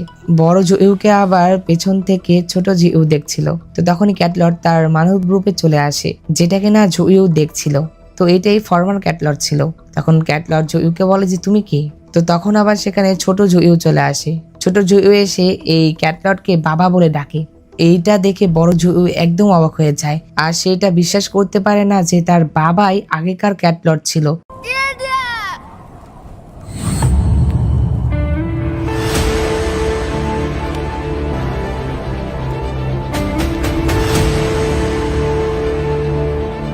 আসলে জয়ু যখন ছোট ছিল তখন সে জানতো না যে তার বাবা ক্যাট লর্ড ছিল। তো একটা জিনিস দেখো, জয়ু কিন্তু বড় হয়ে সেলেস্টিয়াল মাস্টার হয়েছে, কিন্তু তার বাবাই কিন্তু ডেমন ছিল। আর শুধু এটাই নয়, শুধু ডেমন নয়, তার বাবা তো ক্যাট লর্ড ছিল, অর্থাৎ ডেমনদের লর্ড ছিল। তো যাই হোক, অন্যদিকে আমরা জেনকে দেখতে পাই। জেনের ঘুম ভেঙে গিয়েছিল। জেনের ঘুম ভাঙার সাথে সাথে আমরা দেখতে পাই জেনের স্মৃতিশক্তি ফিরে এসেছিল। আসলে এটা জয়ুয়ের ম্যাজিকের জন্য হয়েছিল। জেন বাইরে আসলে হোজো তার কাছে চলে আসে। আসলে জয়ু চলে যাওয়ার আগে হোজোকে ইনফর্ম করেছিল জেনকে নিয়ে যাওয়ার জন্য। এরপরে জেন এসে সকল সিনিয়রদের কাছে জিজ্ঞাসা করে যে জয়ু কোথায়। একথা শুনে জিয়াং জেনকে বলে যে জয়ু জানে যে তোমার স্মৃতিশক্তি তুমি ফিরে পেয়েছো, আর সে ভয় পাচ্ছে যে যদি তুমি তাকে দেখো তাহলে হয়তো তুমি তার সাথে আবারও রাগারাগি করবে, যার জন্য সে তোমার সাথে দেখা করতে চাচ্ছে না। এই কথা শুনে জেনের কিছুটা অদ্ভুত লাগে। তো তখন জয়ুর দ্বিতীয় ভাই জেনকে লাইব্রেরিতে আনে আর তাকে চাংশি প্যালেসে চাংশি ম্যানুয়াল দেয়, যেটা কিনা জেনকে তার ডেমনিক এনার্জি এবং তাওস্ট ম্যাজিক একত্র করতে সাহায্য করতে পারে। তো তখন জেন এটা নিয়ে সেখান থেকে চলে আসে, আর সে চাংশি প্যালেস থেকে চলে যাচ্ছিল। চলে যাওয়ার আগে সে জয়ুয়ের কথা মনে করছিল যে জয়ু তার সাথে কি কি করেছে। তো জেন আর হুজু যখন চলে যাচ্ছিল তখন পুরো চাংশি প্যালেসের যত শিষ্য ছিল তারা সবাই তাদের দুজনকে বিদায় জানাতে আসে। তো এরপর তারা সেখান থেকে চলে আসে। অন্যদিকে আমরা দেখতে পাই যে চাংআনে পুরো শহরেই সাপ মারার জন্য একটা বিষ প্রয়োগ করা হচ্ছিল, যেটাতে কোনো সাপ যেন এই এলাকায় না থাকতে পারে। তখন সেখান দিয়ে আবার লিউ যাচ্ছিল, আর এটার জন্য লিওরও প্রবলেম হতে থাকে। এক পর্যায়ে তার আসল রূপ বের হতে থাকে, আর তখন সেখানে তাকে বাঁচাতে মেসি চলে আসে। মেসি তার লেজ ভালোভাবে ভিতরে ঢুকিয়ে নিয়ে কোলে করে তাকে নিয়ে তার বাড়িতে আসে। এখানে লিউ প্রচন্ড পরিমাণের অসুস্থ হয়ে পড়েছিল, তখন মেসি তার সেবা করছিল। এটা দেখে লিউ অনেক অবাক হচ্ছিল যে মেসি তার এখনো সেবা করছে। তো যাই হোক, এর পরের দৃশ্যে দেখতে পায় যে লিউ যখন মেসির কাছ থেকে চলে আসে তখন কেউ তাকে একটা চিঠি দেয়, যেখানে লেখা ছিল যে মেসিকে কিডন্যাপ করা হয়েছে। তখন আমরা মেসিকে দেখতে পাই। মেসিকে কেউ গাছের সাথে বেঁধে রেখেছিল। আমরা দেখতে পাই সেটা আর কেউ নয় বরং ইল্ডার হুই ছিল। তো ইল্ডার হুইকে যিশু ডেমন আন্ডারওয়ার্ল্ড থেকে বের করে এনেছে, আর এই যে শহরে স্নেক জানানোর জন্য সেই বিষটা প্রয়োগ করা হচ্ছিল, এটা আসলে ইল্ডার হুই আর যিশুর প্ল্যান ছিল। তো তখন ইল্ডার হুই মেসিকে আঘাত করছিল। সে যখন তাকে আবারও আঘাত করতে যাবে তখনই সেখানে ব্ল্যাক স্নেক ডেমন চলে আসে। তখন ব্ল্যাক স্নেক ডেমন মেসির জন্য ইল্ডার হুইয়ের সাথে লড়াই করে।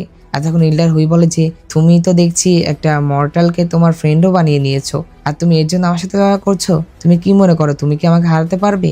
এই কথা বলার পরে তারা দুইজন ফাইট শুরু করে দেয়। আমরা দেখতে পাই যে ইল্ডার হুই প্রচন্ড পরিমাণে শক্তিশালী হয়ে উঠেছিল, আর সে ব্ল্যাক স্নেক ডেমনকে অনেক নির্মম ভাবে আঘাত করতে থাকে। সে তার বুকে একের পর এক আঘাত করতে থাকে। সে তার ভিতরের হাড়ও ভেঙে ফেলেছিল, আর মেয়ে এটা দেখে অনেক কষ্ট পাচ্ছিল। তো ইল্ডার হুই যখন এক পর্যায়ে তাদের দুজনকে মেরে ফেলতে যাবে তখন সেখানে লিউ চলে আসে। লিউ এসে তাকে থামানোর চেষ্টা করলে সে পারে না। ইল্ডার হুই তাকে আঘাত করে। আমরা দেখতে পাই লিউ যখন আবারও ইল্ডার হুইকে আঘাত করতে যাবে তখনই ইল্ডার হুই তার দিকে সেই ধোঁয়াটি ছেড়ে দেয়, যেটা কিনা স্নেকদের দুর্বল করে দিত।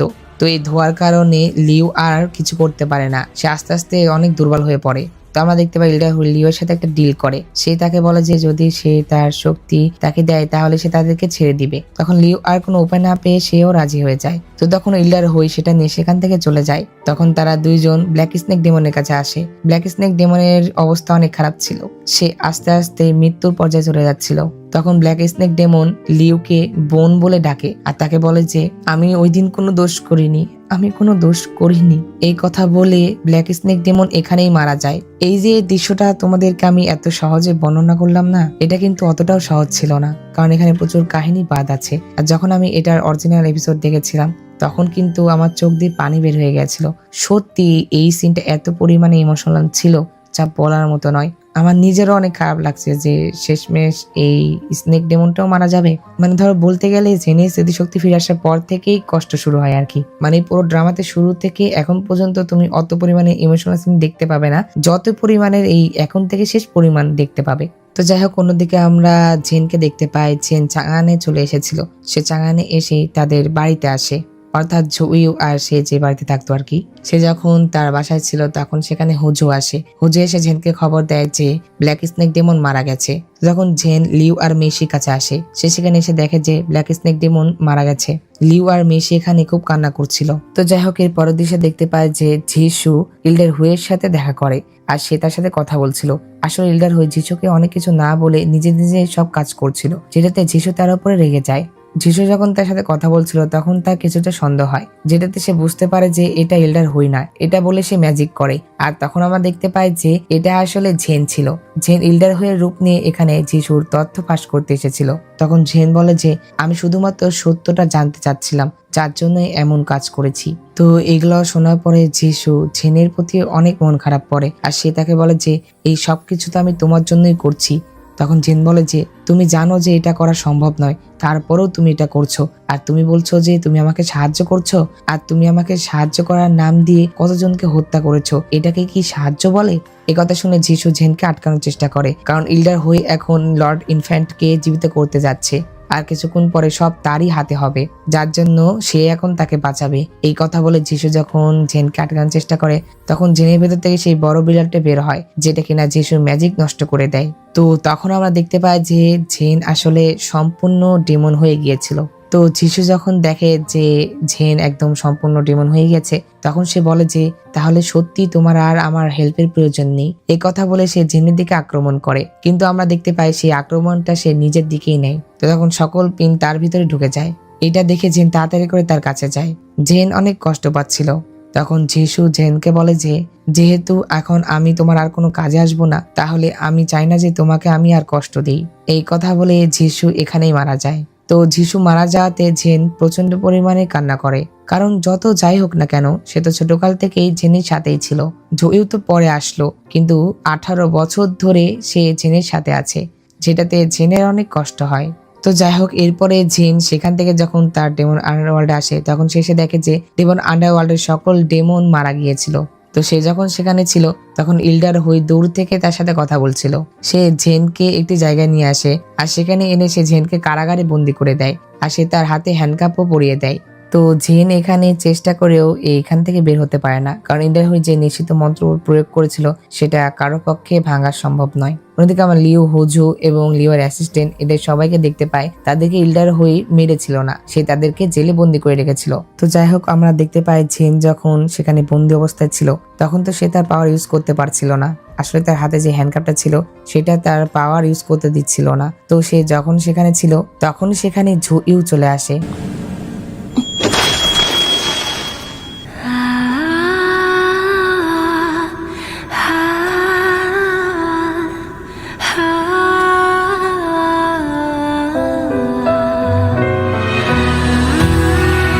জয়ুকে দেখে জেন অনেক অবাক হয়ে যায়। তখন সে জয়ুকে বলে যে তুমি এটা খুলতে পারবে না, আসলে এটা শুধুমাত্র ডেমন লর্ডই খুলতে পারবে। জেন যখন এই কথাগুলো বলে তখন জয়ু তার হাত কাটে এবং সে রক্তের মাধ্যমে সেই দরজা খুলে ফেলে, আর এটার সাথে সাথে সে জেনের হ্যান্ডকাপও উধাও করে দেয়। এটা দেখে জেন অনেক অবাক হয়ে যায়। সে বলে যে এটা কিভাবে সম্ভব। তখন জয়ু তার কাছে আসে আর তাকে জড়িয়ে ধরে। তো জয়ু যখন জেনকে জড়িয়ে ধরে তখন আমরা একটি ফ্ল্যাশব্যাক দেখতে পাই। জয়ু যখন নদীতে গিয়ে তার বাবাকে দেখেছিল তখন আমরা জানতে পারলাম যে 18 বছর আগে জয়ু এর বাবা অর্থাৎ আগের যে ক্যাপ্টর ছিল সে জেনের ভিতরে সেই ইনফ্যান্টের আত্মার কোরটা সিল করেছিল আর তাকে তার পাওয়ার দিয়েছিল। কিন্তু এইবার জয়ু যখন সেখানে আসে তখন জয়ু তার বাবাকে বলে যে সেই লর্ড ইনফ্যান্টের আত্মার কোর যেন তার বডির ভিতরে দিয়ে দেওয়া হয়। এই ফ্ল্যাশব্যাক মনে করার পরে আমরা জয়ু এর হাতের দিকে লক্ষ্য করতে পারি। আমরা দেখতে পাই তার হাতে ঝিনের মতো সেই ক্ষত এসেছিল। তার মানে এখানে বোঝা যাচ্ছে ঝিনের ভিতরে যে ইনফ্যান্টের কোরটা ছিল সেটা এখন জয়ু এর ভিতরে আছে। তার মানে এখন জয়ু এর দেহ আস্তে আস্তে নষ্ট হয়ে যাবে, আর জেনের ভিতর থেকে এই কোরটা বের করার কারণে কিন্তু জেন সম্পূর্ণ রাক্ষস হতে পেরেছে। তো তখন জয়ু তার চাংসি সোয়ার্ডের মাধ্যমে লিউ আর তার সাথীদের জেল থেকে বের করে আনে। তো যাই হোক, অন্যদিকে কিন্তু এল্ডার হুই লর্ড ইনফ্যান্টকে পুনর্জীবিত করার কাজ শুরু করে দিয়েছিল, যেটাতে পুরো চাঙানে অন্ধকার নেমে এসেছিল আর চারপাশে একটা কালো আভা ছেয়ে গিয়েছিল, যেটা কিনা সকল মানুষদের স্ট্যাচু করে দেয়। তো জয়ু আর ঝেনদের বাঁচানোর জন্য চাংশি প্যালেস থেকে সকল শিষ্যরা চলে এসেছিল, যারা কিনা এখানে এসে সেই ডেমনিক এনার্জি আটকানোর চেষ্টা করছিল।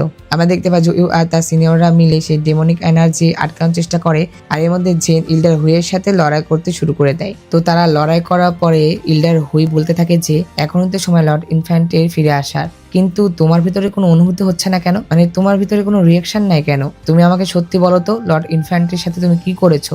এই কথা শুনে জেন তাড়াতাড়ি করে এল্ডার হুইয়ের কাছ থেকে তার ডেমনিক কোর নিয়ে নেয়, যেটাতে এল্ডার হুই সেখানেই মারা যায়। অন্যদিকে জয়ুরা অনেক চেষ্টা করেও লর্ড ইনফ্যান্টের কোরকে আটকাতে পারে না। এক পর্যায়ে সেটা বের হয়ে আসে। তখন জুইউ জেনের কাছে চলে আসে। জুইউ যখন জেনের কাছে আসে তখন জেন খেয়াল করে যে জুইউর হাতে তার মতো সেই ক্ষত। তখন সে বুঝতে পারে যে তার ভিতরে আর সেই লর্ড ইনফ্যান্টের কোডটা নেই। এটা দেখে জেন জুইউকে বলে যে এটা আমার দুর্ভাগ্য ছিল, তুমি কেন এটা চেঞ্জ করলে? তখন জুইউ বলে যে আসলে আমি তোমার ভাগ্য চেঞ্জ করিনি, এটা আসলে আমার বডিতেই আসার কথা ছিল, কিন্তু দুর্ঘটনাক্রমে এটা তোমার বডিতে দিয়ে দেওয়া হয়েছে। তখন জুইউ বলে যে 18 বছর আগে তোমার সাথে আমার দেখা হয়েছিল, আমার হাতে একটা লণ্ঠন ছিল যেটা কিনা আমার বাবা আমাকে দিয়েছিল, আর এই লণ্ঠনটাই ক্যাট লর্ডের পাওয়ার ছিল। তখন তুমি সেই লণ্ঠনটা নিয়ে গিয়েছিলে, আর লর্ড ইনফ্যান্ট এমনি এমনি তোমাকে চয়েস করেনি, আসলে সে তোমাকে চয়েস করেছিল এই লণ্ঠনের জন্য যেটা কিনা ক্যাট লর্ডের পাওয়ার ছিল। এই কথা বলে জুইউ জেনের কাছ থেকে ক্ষমা চায়, যত বছর ধরে তার জন্য সে কষ্ট সহ্য করেছে। এই কথা বলে জুইউ তার চাংসি সোয়ার্ডটি বের করে, আর এটা সে জেনের হাতে ধরে দিয়ে বলে যে যদি তুমি এই সকল কিছু বন্ধ করতে চাও তাহলে আমাকে এই সোয়ার্ড দিয়ে মেরে ফেলো। তো জেন যখন তাকে মারতে চায় না তখন জুইউ সেখানে থাকা সকল ডেমনিক এনার্জি তার ভিতরে নিতে থাকে, যেটাতে সবাই যেন বেঁচে যায়। জুইউ যখন এই কাজটা করছিল তখন সেখানে সবাই চলে আসে। আমরা দেখতে পাই জুইউ যখন সকল ডেমনিক এনার্জি গ্রহণ করছিল তখন তার ভিতরে লর্ড ইনফ্যান্টের আভা দেখা যাচ্ছিল, আর সে বারবার জেনকে অনুরোধ করছিল সে যেন তাকে মেরে ফেলে। জেন জুইউকে মারতে চাচ্ছিলই না, কিন্তু জুইউ যখন তার কাছে আসে তখন জেন তার দিকে তলোয়ার তুলে ধরে। তখন জুইউ জেনকে বলে যে আমার প্রিয়, তুমি কি আমাকে মারতে চাচ্ছ? চলো এই সবকিছু ছেড়ে দিয়ে আমরা একসাথে বসবাস করি, আমরা একটি সুখী জীবন যাপন করি। আসলে এটা লর্ড ইনফ্যান্ট জুইউকে দিয়ে বলাচ্ছিল, যেটাতে জেন যেন তাকে না মারে আর সেও যেন না মরে। আমরা দেখতে পাই জুইউ যখন এই কথা বলে তখন জেন জুইউ এর আগে সেই কথাগুলো মনে করতে থাকে যে জুইউ তাকে বলেছিল সে যদি ডেমনিক পাওয়ার আর তাওয়িস্ট ম্যাজিক যদি এক করতে পারে তাহলে সে দুনিয়ার সবচেয়ে বড় রাক্ষস হবে। আমরা দেখতে পাই এগুলো কথা মনে করার পরে জেন তার ডেমনিক শক্তি আর তাওয়িস্ট ম্যাজিক এক করে ফেলে, আর এই দুইটা মিশ্রিত পাওয়ার দিয়ে সে জুইউকে আঘাত করে। তো সেই দুইটা মিশ্রিত পাওয়ার এবং চাকনি সোয়ার্ডের মাধ্যমে জুইউর ভিতরে থাকা লর্ড ইনফ্যান্ট এবং সকল ডেমনিক এনার্জি নষ্ট হয়ে যায়। তো তখন জুইউ নিচে পড়ে যায় আর তখন জেন তাকে ধরে ফেলে। অন্যদিকে জুইউকে মারার সাথে সাথেই সকল লোকেরাও স্বাভাবিক হয়ে যায়।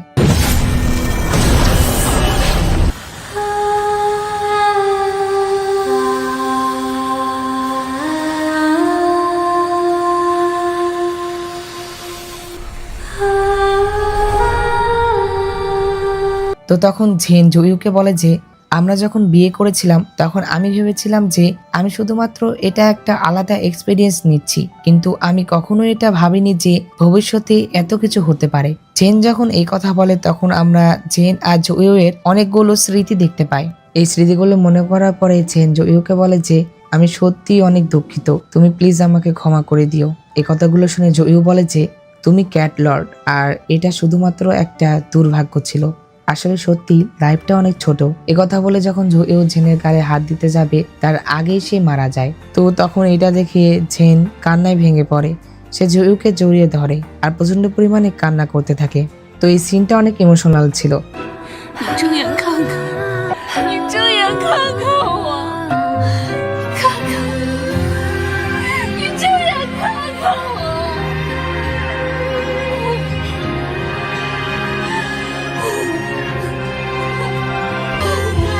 能听我说说话呀？可不也是看看我，也看看我。 তো যাই হোক, এরপরে আমাদেরকে 3 মাস পরের গল্প দেখানো হয়, যেখানে সবাই সবার স্বাভাবিক জীবনযাত্রায় ফিরে গিয়েছিল। হুজু তার প্যাভিলিয়ন সামলাচ্ছিল, অন্যদিকে জিয়াং ও চাংশি প্যালেসের শিশুদের সাথে তাদের কাজ করছিল। কিন্তু এখানে হুজু আর জিয়াং এর কিন্তু মিল হয় না। অন্যদিকে মেশিয়া লিও এখন এক হয়ে গিয়েছিল। তো সবশেষে আমরা ঝেনকে দেখতে পাই। ঝেন জুইউ এর বাড়িতেই থাকছিল। আমরা এখানে জুইউকে তার বিছানায় শুয়ে থাকতে দেখতে পাই। আর এখানে আমরা জানতে পারলাম যে জুইউ 3 মাস ধরে এইভাবেই এখানে শুয়ে আছে। তখন জেন জুইউর সাথে কথা বলে আর তাকে বলে যে তুমি এত দিন ধরে ঘুমাচ্ছ, তুমি যদি তাড়াতাড়ি না ওঠো তাহলে কিন্তু আমি পাগল হয়ে যাব। এই কথা বলে জেন এখান থেকে চলে যায়। আসলে সেই 18 বছর আগের অতীতে যাওয়ার পরে কিন্তু জুইউর ভিতরে ক্যাটলর্ডের পাওয়ার ঢুকে পড়েছিল, অর্থাৎ ঢুকে পড়েনি, তার ভিতরে আগে থেকেই ছিল, কারণ তার বাবাই তো ক্যাটলর্ড ছিল, যার জন্য জুইউর রক্তেও কিন্তু ক্যাটলর্ডের রক্ত ছিল। আর যেহেতু সে ক্যাটলর্ডের ছেলে যার জন্য সেও তো ডেমন, এই কারণে সে মারা যায়নি। কিন্তু সে কোমায় চলে গিয়েছিল। তো তখন আমরা দেখতে পাই জেন যখন চলে যায় তখন সেখানে জুইউ হার্প তার রং চেঞ্জ করে, আর এটার সাথে সাথেই জুইউ এর চোখ খুলে যায়, আর তার চোখও আমরা ক্যাট লর্ডের মতো দেখতে পাই, অর্থাৎ জুইউ এখন সুস্থ হয়ে গিয়েছে। তো ড্রামার একদম শেষে আমাদেরকে দেখানো হয় যে জুইউ জেনের জন্য মার্কেট থেকে বাজার করে নিয়ে এসেছিল। জুইউ যখনই জেনের কাছে আসে তখন জেন তার বাবার দেওয়ার উপহার থেকে সেই পুতুলটা আবারও বের করে। এটা দেখে জুইউ তাকে মানা করতেই যাবে, কিন্তু তার মধ্যে অলরেডি তাদের আত্মা অদল হয়ে গিয়েছিল। জুইউ এর আত্মা জেনের ভিতরে চলে গিয়েছিল আর জেনের আত্মা জুইউ এর ভিতরে। তো এইখানে আমরা দেখতে পাই যে জেন প্রেগনেন্ট ছিল। তো জেন যেহেতু প্রেগনেন্ট ছিল যার জন্য সে জুইউয়ের শরীরে এসে অনেক খুশি হয়, কারণ সে এতদিন ধরে কোনো ড্রিঙ্কস করতে পারেনি। আর তখন সে জুইউকে বলে যে তুমি এখনই আত্মা বদল করো না, আমি আগে রুই প্যাভিলিয়নে গিয়ে ড্রিঙ্কস করে আসি। এই কথা বলে জেন সেখান থেকে চলে যায়, কিন্তু জেন যাওয়ার আগে সে দৌড় মেরে এসে জুইউকে একটা কিস করে, সে তাকে কিস করে সেখান থেকে চলে যায়। তখন এটা দেখে জুইউ হাসে আর সে তার পেটে হাত বুলিয়ে হাসতে থাকে। তো এইভাবেই হ্যাপি এন্ডিং এর মাধ্যমে এই ড্রামাটি এখানেই শেষ হয়ে যায়। তো বন্ধুরা, ড্রামাটি তোমাদের কাছে কেমন লেগেছে আর এর কোন পার্টি সব থেকে তোমাদের কাছে ভালো লেগেছে এটা অবশ্যই কমেন্টে জানিয়ে দাও। আমি যথেষ্ট চেষ্টা করছি তোমাদেরকে ড্রামাটা একদম ভালোভাবে ব্যাখ্যা করার জন্য। আমি আশা করি যে আমি ভালোভাবে তোমাদেরকে বুঝাতে পেরেছি। তো ভিডিওটি যদি ভালো লেগে থাকে তাহলে অবশ্যই একটি লাইক করে দাও, আর এমনই সুন্দর সুন্দর ড্রামা দেখতে হলে অবশ্যই আমার চ্যানেলটি সাবস্ক্রাইব করে পাশে থাকা বেল বাটনটি অলে ক্লিক করে দাও, যাতে পরবর্তী ভিডিও নোটিফিকেশন সবার আগে তোমার কাছে পৌঁছে যায়। আর তোমরা একটু বেশি বেশি করে সাপোর্ট করবে, কারণ যদি সাপোর্ট না করো তাহলে আমি এত কষ্ট করে এই ভিডিওগুলো বানাতে পারবো না। তো যাই হোক, দেখা হচ্ছে পরবর্তী এক্সপ্লেনে। সে পর্যন্ত আল্লাহ তাআলা তোমাদের ভালো রাখুক, সুস্থ রাখুক এই কামনা করে আজকের ভিডিও এখানে শেষ করছি। আল্লাহ হাফেজ।